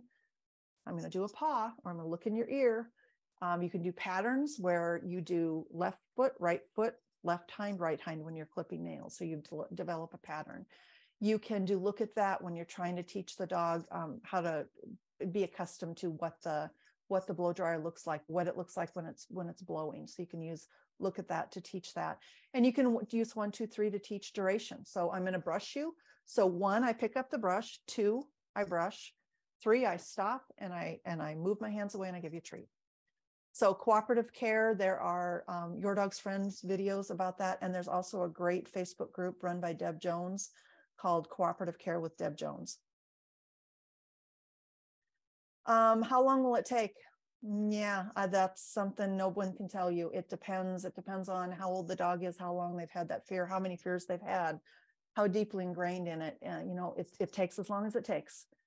The key to success is time and patience, and keeping in mind realistic goals of some dogs may never fully overcome everything that they're afraid of. And there is my contact information. And I'm going to stop sharing and just leave that screen up for a moment. Okay, Kerrie, thank you so much. That was just amazing. So helpful. And we have quite a few questions. I hope you're ready for them. Yeah. I'm going to actually start with the very last one, just because I think it might be a quick one. Tammy asks if you have a list for the certified separation anxiety trainers, or is there a list somewhere? I think there is a website, but I think there's a couple of different certifying bodies, so I'm not sure they're all in one space. But I can include information on that in the email. Let me just make a note and I will do that. Okay, that'd be great. Okay, I'm going to go to the top of the list with our questions here. A couple questions just about the behaviors that we talked about in the beginning. From Tammy again, can air snapping be from happy excitement? And then Karen says, what about growling during play, like during tug? Okay. Yeah. Happy snapping. Yes. A dog that is overexcited and over aroused, oftentimes they will resort to using their mouth. The key there is, what is the rest of their body telling you? If they are bouncy and happy and whining and you know they are happy and they're grabbing at you, that's a happy air snap. The growling during play, absolutely. Dogs, that's just part of the way dogs vocalize when they're having fun, when they're playing. The growling is completely normal, and the more comfortable they are with the dog they're playing with or the person they're playing with, the louder the growls will be. And again, you've got to look at the rest of the body. What is the rest of the body language telling you? Okay, great. From Joe, what does it mean when my dog comes up to me at the computer and starts growling? Does that mean he's stressed, or he wants me to pay attention to him, or and not the computer? I would probably need more context with that, but it probably is some kind of communication that he's learned that you pay attention to that noise he makes. So he's conditioned himself to making that noise more often. So my guess would be, if he's doing it often, and it's not associated with stiff body language, that it is just a way that he's using to communicate that, hey, I'd like you to play with me and not that computer right now. And some breeds of dogs communicate more vocally than other breeds do. Okay, from iPad 4. My almost 3-year-old German Shepherd is very protective of me and a few family members. She doesn't let anyone inside our home or near us. Is this fear? That is a long question that I would have to actually see the dog, because that could be a German Shepherd doing what a German Shepherd was created to do. It could be a fearful German Shepherd, or it could be a combination of the two. And the way that you deal with that is dependent on which of those three things is the reason that the dog is doing that. Okay. From Krista, Krista says, my 11-month-old pup gets fixated on things when she is fearful. I guess that's not really a question, more of a comment. Is that a common thing, or what to do if your dog does become fixated? That's where building these find it and touch and the up down game and stuff come in handy. And the look at that is that you're building that in the point where the dog is not afraid. And so they have a coping mechanism. They know what to do when, they know what to do in the moment. And then you bring that to a situation where there's fear involved. And then when you say, hey, look at me, I'll use Pippin, he'll lift his head and look at me. Even though he's afraid, he's so conditioned to play in that game with me that he'll turn his head, right? Because what you don't want is a dog to fixate too much, because then they get into their head and start thinking, I'm alone, I don't know what to do, and barking and lunging works, so that's what I'm going to do. Or shutting down works, so that's what I'm going to do. So you want to build these coping strategies outside of the fear and then bring them into the situation with the fear and help them use them to cope. I hope that makes sense and answered the question. Great. This is from Kendra. I adopted a fearful dog 3 years ago. She's now 7. She's afraid of being outside anywhere, including my backyard. My approach has been compassion, empathy, and trying to build confidence in her, quiet praise, etc. I always accompany her in the yard and don't force her to stay out once she's done. Also have tried meds, calming, pheromones, etc. But 3 years later, she still shows all the fear body language when she goes out to pee and poop. I've been told I'm not pushing her enough, and that's why she isn't getting better. I don't believe pushing her is the way to go, but I wonder if there are some fearful dogs that never get over it.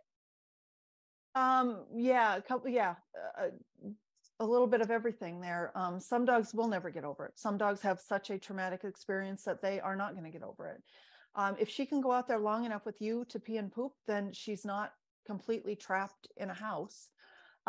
What you could do is try to push the envelope just a little bit.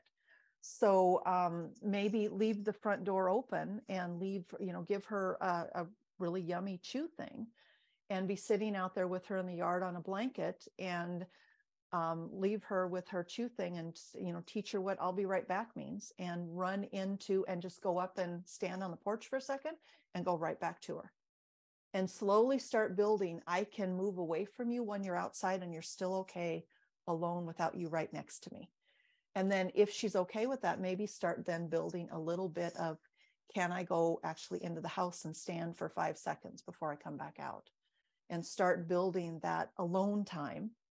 But again, it's got to be at the level where the dog is able to cope, and they will tell you when they're ready to go a step farther. But if she still is flat out can't cope, then it's the dog's welfare you've got to keep in mind.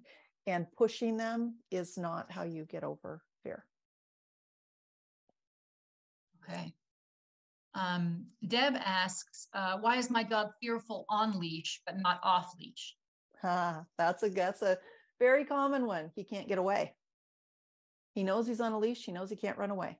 So what else is he going to do? He's going to use those calming behaviors to try. When he gets scared, instead of running away like he wants to do, he's stuck.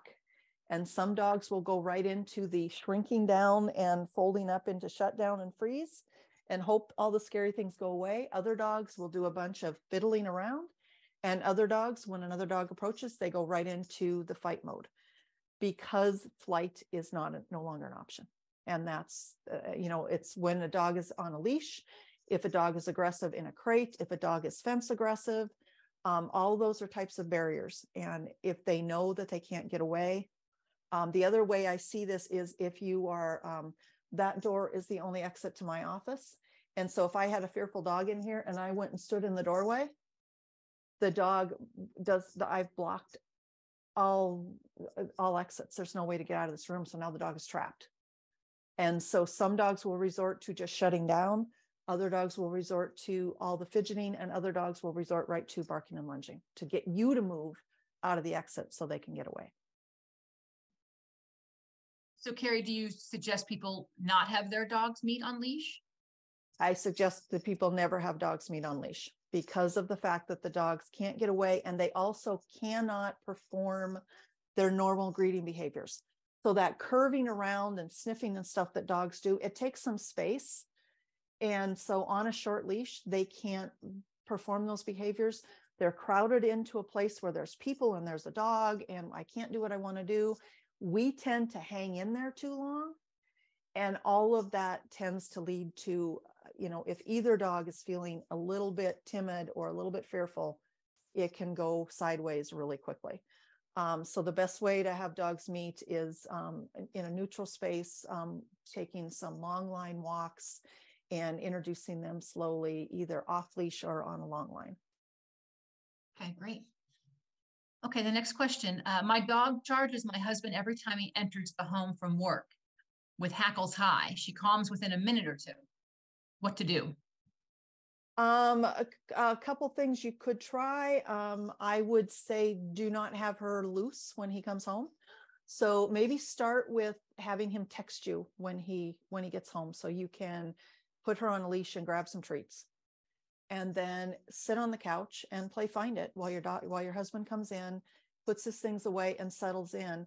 often it's that first moment of things have changed and someone's come into the room and I'm excited and oh my God, and all that excitement and arousal builds up in the first, 2-3 minutes of somebody coming into the house. And then they're like, okay, whatever, you're here. Yeah, hi, I'm going to go back to my thing. So if you can calm the energy in that first couple of minutes, then it usually makes greetings a whole different thing. So you can do, like I said, something simple as having him text you before he comes home, I'm here, grab some treats, put the dog on a leash and sit down on the couch and play find it, or stand on the other end of the other side of the room, play find it with the dog while he's coming in and getting settled in. And once the dog is calm, then release her and let her go greet. The other thing you can do is have him come in and greet very similarly to the way I did tossing the food behind. So you could have treats outside of the house, have him grab a handful, come in, and I would either have the dog on a leash or have a baby gate or something so that she's not jumping all over him when he comes in. And then as she comes running up, toss a treat behind so that she moves away. And as she comes running up, toss a treat behind. And then as her energy starts to come down and she's just trotting up or walking up, then we're ready to say, okay, we're done with that. Now we can do some greeting. That's great. Okay, next question from Joanne. How to help my dog learn not to stare? First thing you need to do is teach them their name or some type of a whistle cue or something to get them to turn around and look at you.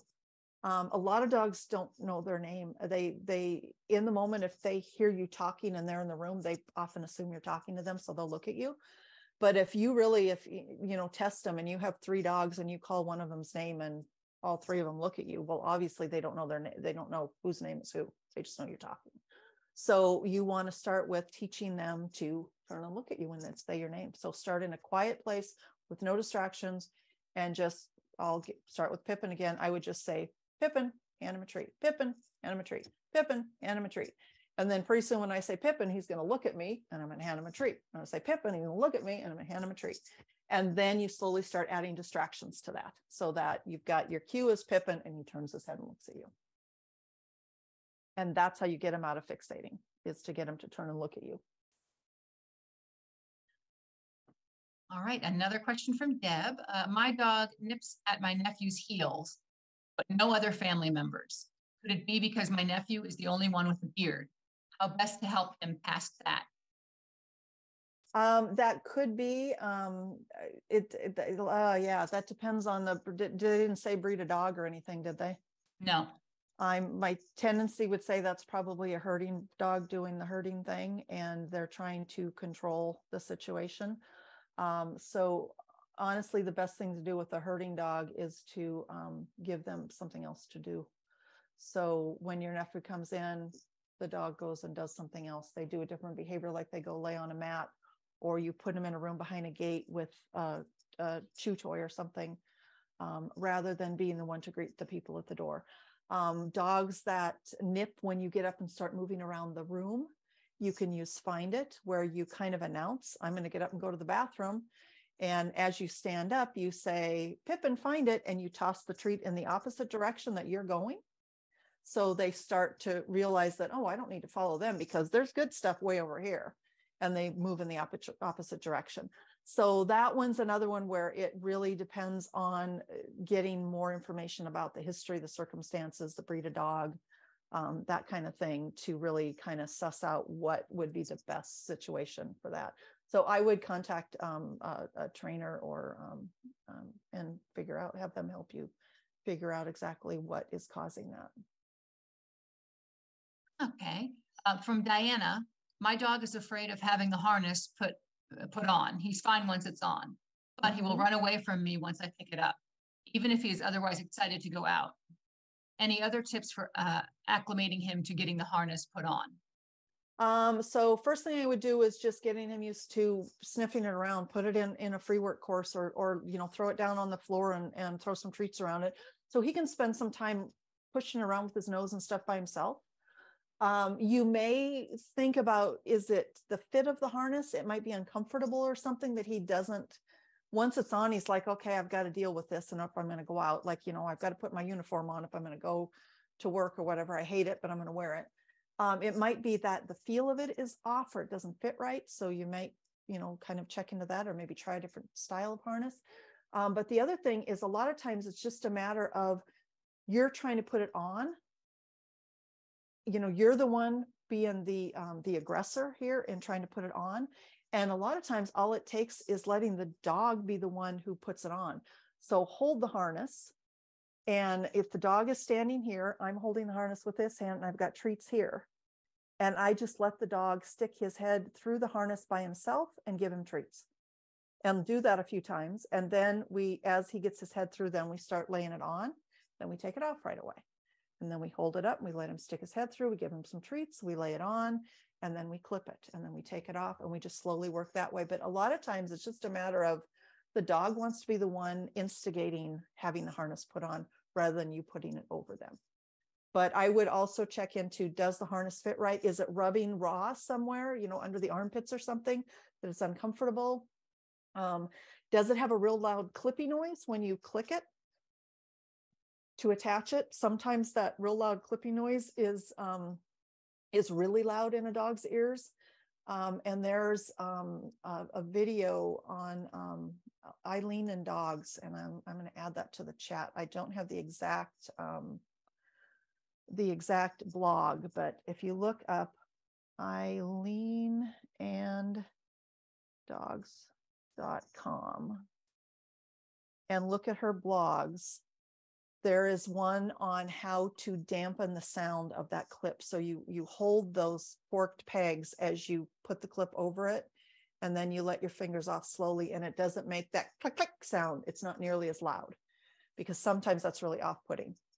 Pippin I can't use a clicker with him because that clicking sound he can't deal with. So it could be as simple as the clicking noise. Okay. And would you have that same advice for getting them used to a muzzle, wearing a muzzle? Wearing a muzzle, yes. Never, ever, ever just shove it on the dog and clip it on and go. Those two videos, and I will make sure that those links are put in the email coming out afterwards. What you want is the dog to want the muzzle on because something fun is going to happen. So basically what you want is that to the point where you hold out the muzzle, and if you walk away with the muzzle, the dog is following along with you because he wants his nose in the muzzle that much. That's the point where you want that dog to be with the muzzle. And everything surrounding the muzzle is fun stuff. You feed him squeezed cheese or Ready Whip or whatever, peanut butter on a stick, whatever. You feed that through the muzzle, and everything to do with the muzzle is fun. And then you go out and you have fun walks and you do fun things with the muzzle on. And then they associate that with, oh, okay, everything's fun, no big deal. But it's all about how you acclimate it. Got it. Okay. All right. Sharon says, I have a people reactive female burner, 2 years old. She was initially afraid of everything, but now it's only people. If she knows a person is afraid of her, my dog will bark until that person leaves. But if the person shows no fear, then she will only bark once. Haven't figured that one out yet. Any thoughts on that?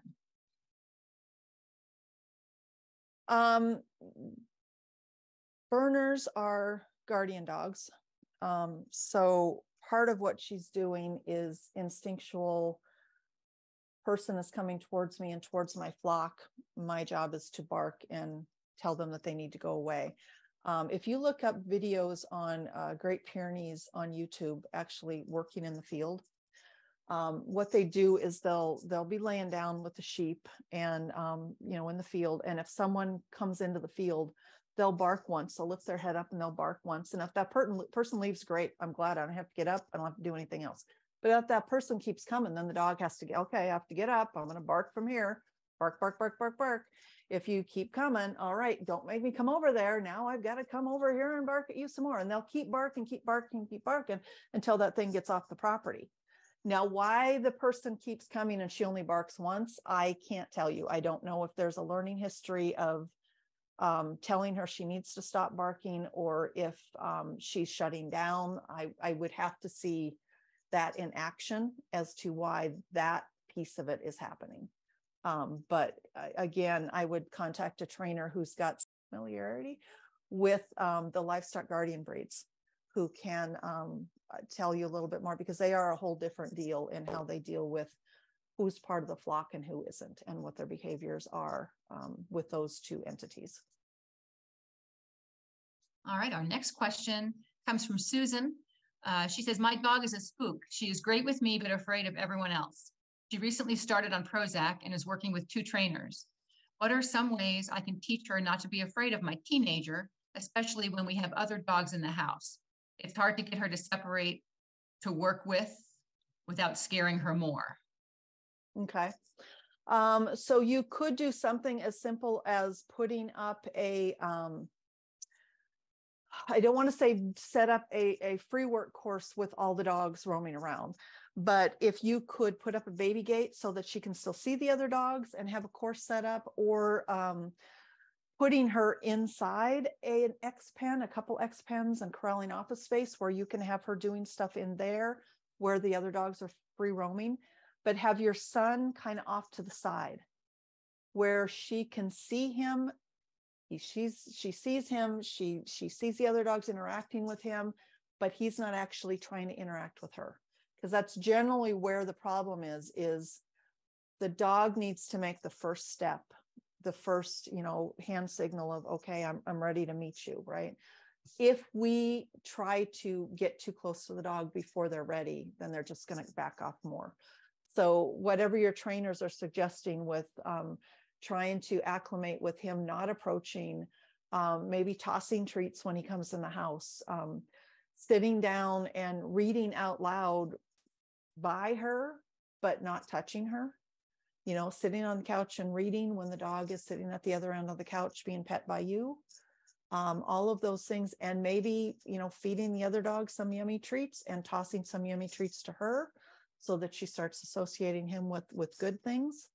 But those are some of the things that I would start with, is just definitely making sure that the dog is leading the way, and that we're working in the realm where the dog can cope, and then start making things a little bit harder as she shows us she's able to cope.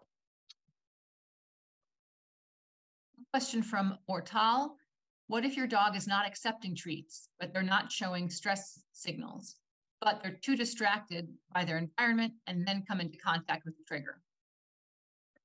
All of those things tell me that the dog is stressed. So it may be stress signals that you're either not recognizing, or maybe the dog is starting to go into shutdown mode. But if the dog is not taking high value treats and is distracted and can't look at you, both of those tell me that the dog is either at or over threshold. And so the best thing to do there is work with that triangle of intensity, duration, and distance, and bring in triggers slowly at a distance. Small triggers first, so not 15 people jogging in a pack, but maybe one person jogging across the street, and doing it that way. So again, what you've got to start with is how far away from, let's say I can't remember what they said the dog was reactive to. But if it's dogs, let's just say your dog's reactive to dogs. What you have to do is figure out how far away does my dog have to be from that dog in order for the dog to be able to pay attention to me and take treats comfortably, happily play with me, sniff the ground, take treats. Where does that dog need to be? It might be a football field away. It might be across the street, but wherever that is, that's where you have to start. And then as the dog is getting better and better at, I can handle this, we're having fun, then we can, next time we move a little bit closer and a little bit closer.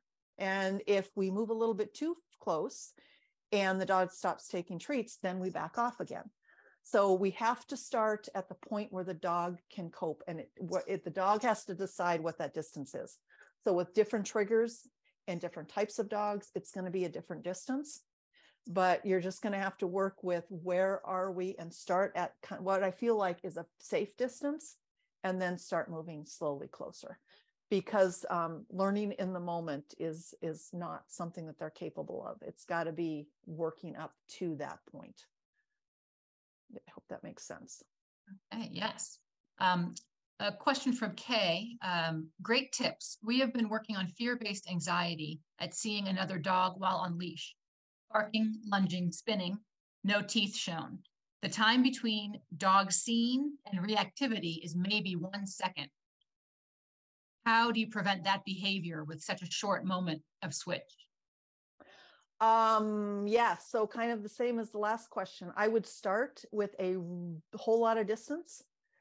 And I would start with going out with the idea of we're going to sit and watch the world go by.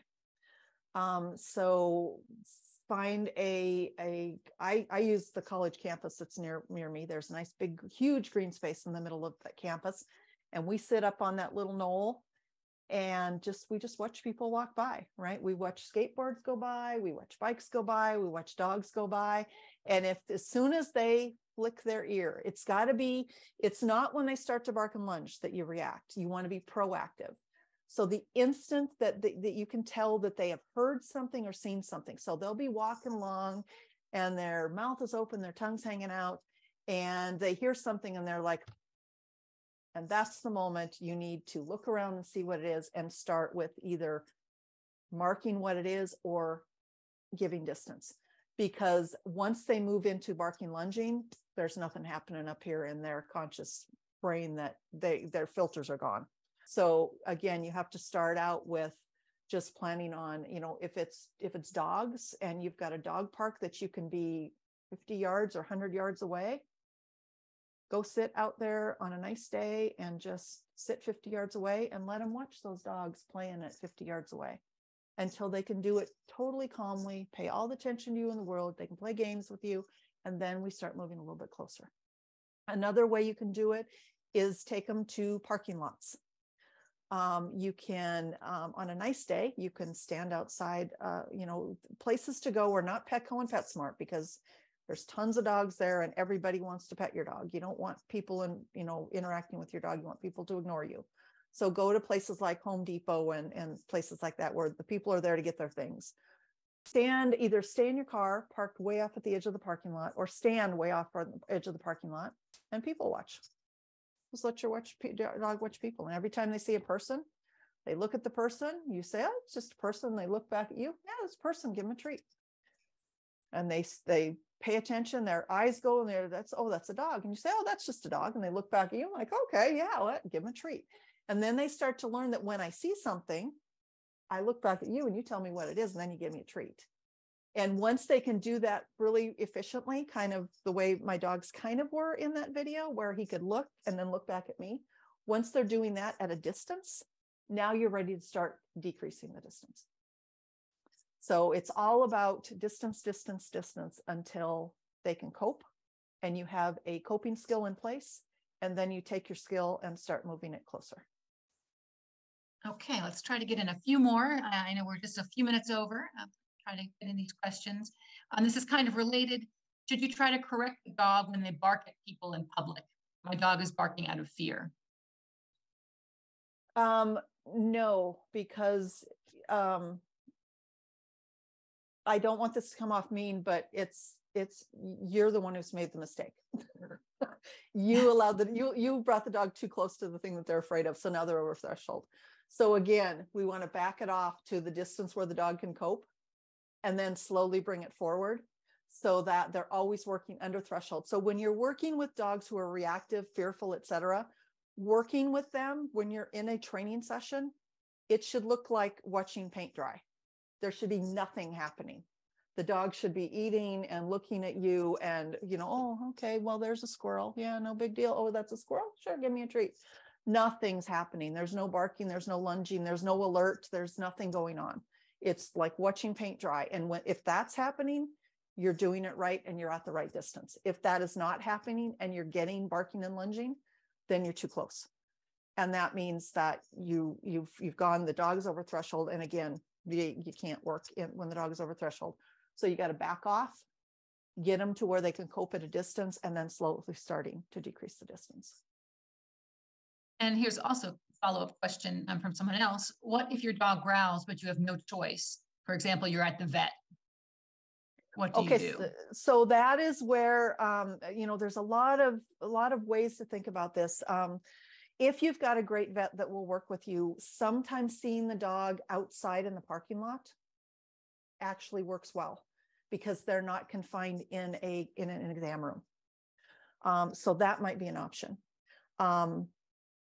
Muzzle training, that is your number one priority, because if it's something that has to be done, it has to be done, and you have to keep everybody around you safe.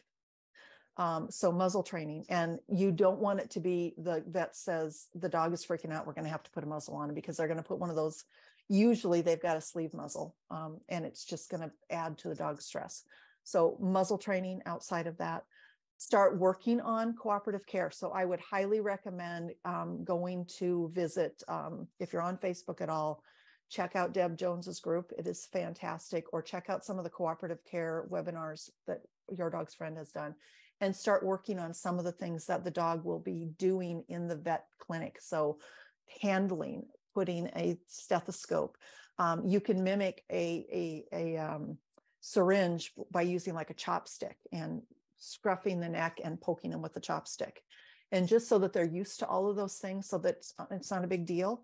And then in addition to that, teaching some of the pattern games, so that when they're out in the waiting room, if there isn't an option for you to either be seen outside or for you to wait in the car until it's your turn and go right into the exam room, if you have to wait in the waiting room, teach the up-down game, because that will give your dog a coping skill in the moment. I am afraid, I don't know what to do, but I know this game.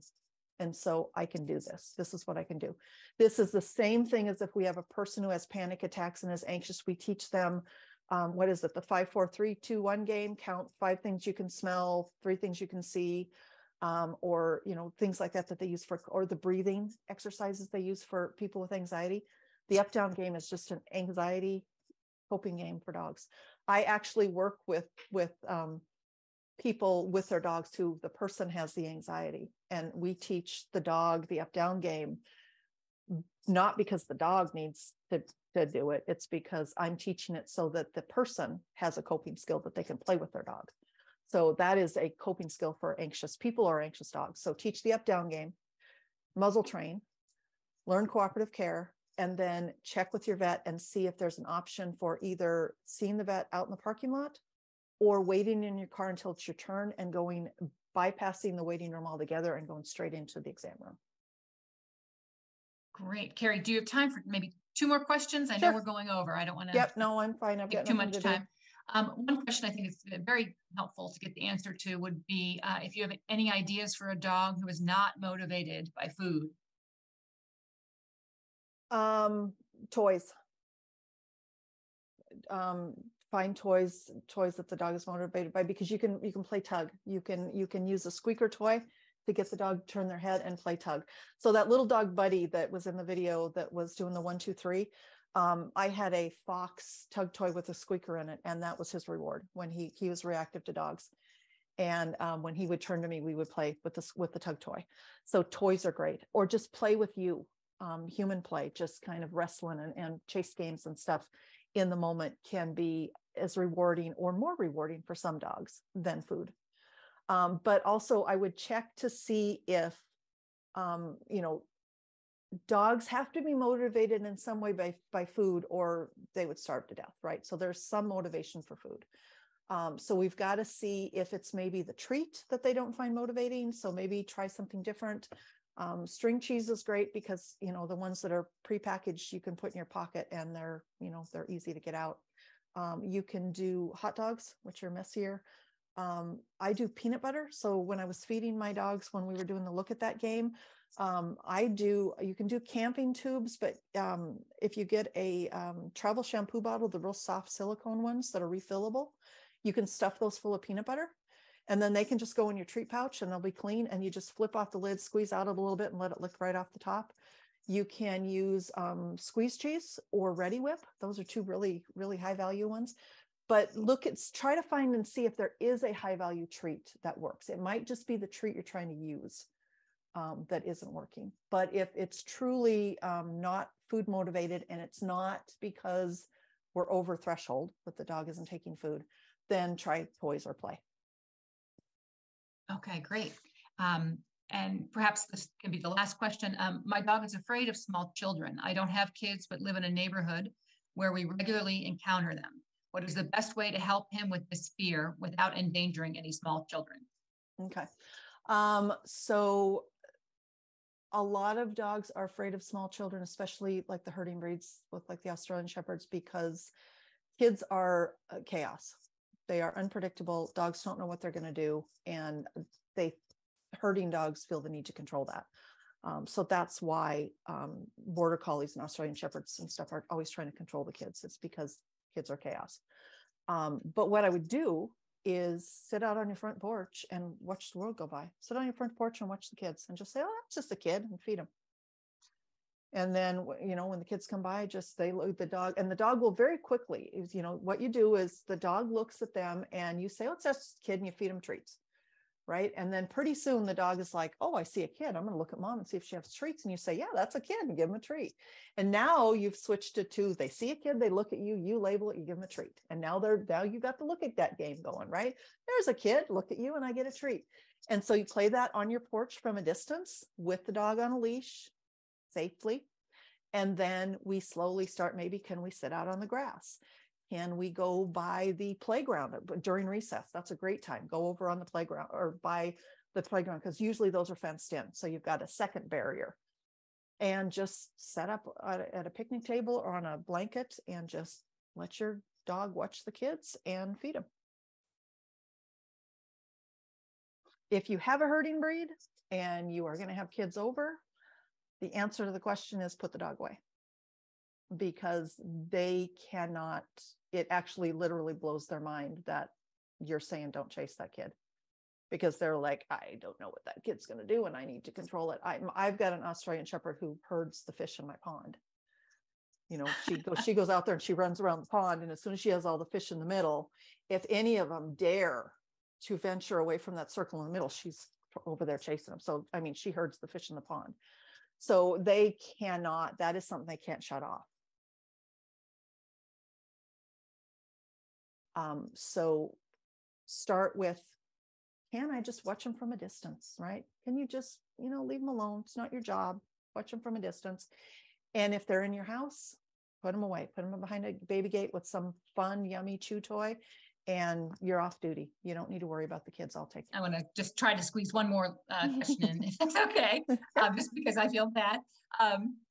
If you have two dogs and one of them is fearful, I'm just going to try to paraphrase here. They want the dogs to be able to get along. One of the dogs is fearful. They know they have to gradually introduce them, and ideally not at their house, so there's not a territory thing. But what would you suggest other than that, other than just a slow introduction? Are there any other tips to get two dogs to get along? Well, first of all, two dogs you have to first of all come with the understanding that it may not be possible. These two dogs may never get along. And if you come with it from that understanding, then anything else above that is the icing on the cake, right? So what I would do is find a neutral space and look up parallel walking is what you want to Google with dogs. And there's several videos and stuff. And I actually got a handout on my website on parallel walking. You find a neutral space, you have the dogs on leash, you have treats, you have enough distance between the dogs that they are noticing each other, but they're not reacting in any way. Again, this is like watching paint dry. And we go in a big circle. And the point here is the dogs they're walking in the path of the other dogs. So they're sniffing where that dog sniffed, they're sniffing where that dog feed, they're getting all the sense of that dog. And we're doing that at a distance where they can cope. And this may take multiple sessions. It may be all in one session and you just can move quickly. And then we get to where we could like walk down a road with the dogs on out the outside and the two people on the inside. And we have enough space still where the dogs are kind of noticing each other, but they're not reacting. And if this is going good, then we slowly start to bring them closer together where the people are walking side by side and the dogs are still on the outside. And then as that's going well, then you switch. So we have people this way and dogs on the outside. Now we're going to switch to have a person on the outside. So we've got person, dog, person, dog. And if that goes well, and again, this may be multiple sessions, if that goes well, then we bring this person to the outside and bring the other dog to the inside. So now the dogs are side by side. But when you make that move, You want to start with the dogs being far apart again, and then you're slowly bringing them closer together. And if they can walk together like this in a neutral place, then find a neutral spot, like maybe a sniff spot would be great. Get long lines, the really long training lines, 30 feet long. Hook that onto the dog so that you still have control if something happens and you need to get the dog out of there. But it feels more natural. And you let the leashes drag on the ground, and you let the dogs go in for a quick sniff and then call them away. Go in for a quick sniff and then call them away. And you slowly start to let them meet each other a little bit more. And as you work, you'll be able to tell by their body language whether or not they're going to be able to tolerate each other, or play with each other, or whatever, by, are they showing some play type language, etc. And then if you're going to bring them into your house, then you're going to start with a slow introduction in the house. So you're going to want to bring the new dog into the house first, so that the old dog isn't standing in the doorway going, "Oh, you're not allowed in." You bring them both out in the yard, you let them sniff. And then when you come back in the house, the new dog goes in first, the old dog goes in, and then you put a barrier between them. And so we have a gate between them. So dog hangs out in this space for, it could be weeks. I have one client who's been working on this for months with a dog behind a gate in one area and her other dogs in another space. And once they can get along and eat next to each other and stuff with that gate between them, then we can pull up all the food and start introducing them together in the space. So long process. It can be very short depending on the dogs, and it can be not possible sometimes. So again, I would look at contacting a trainer to help you work through that, because that's very, very useful to have a set of objective eyes helping you. Kerrie, thank you so much. That about wraps it up, I think, for today. Thank you for presenting such an informative webinar and for answering so many questions. We really appreciate it. Yeah. And thanks to everyone who joined us today to learn how to help our dogs. And hope you'll join us in the future for more of our free webinars. Kerrie, is there anything you want to say before we? Good day. Thanks for having me. Wonderful. Great. Thanks so much. You bet.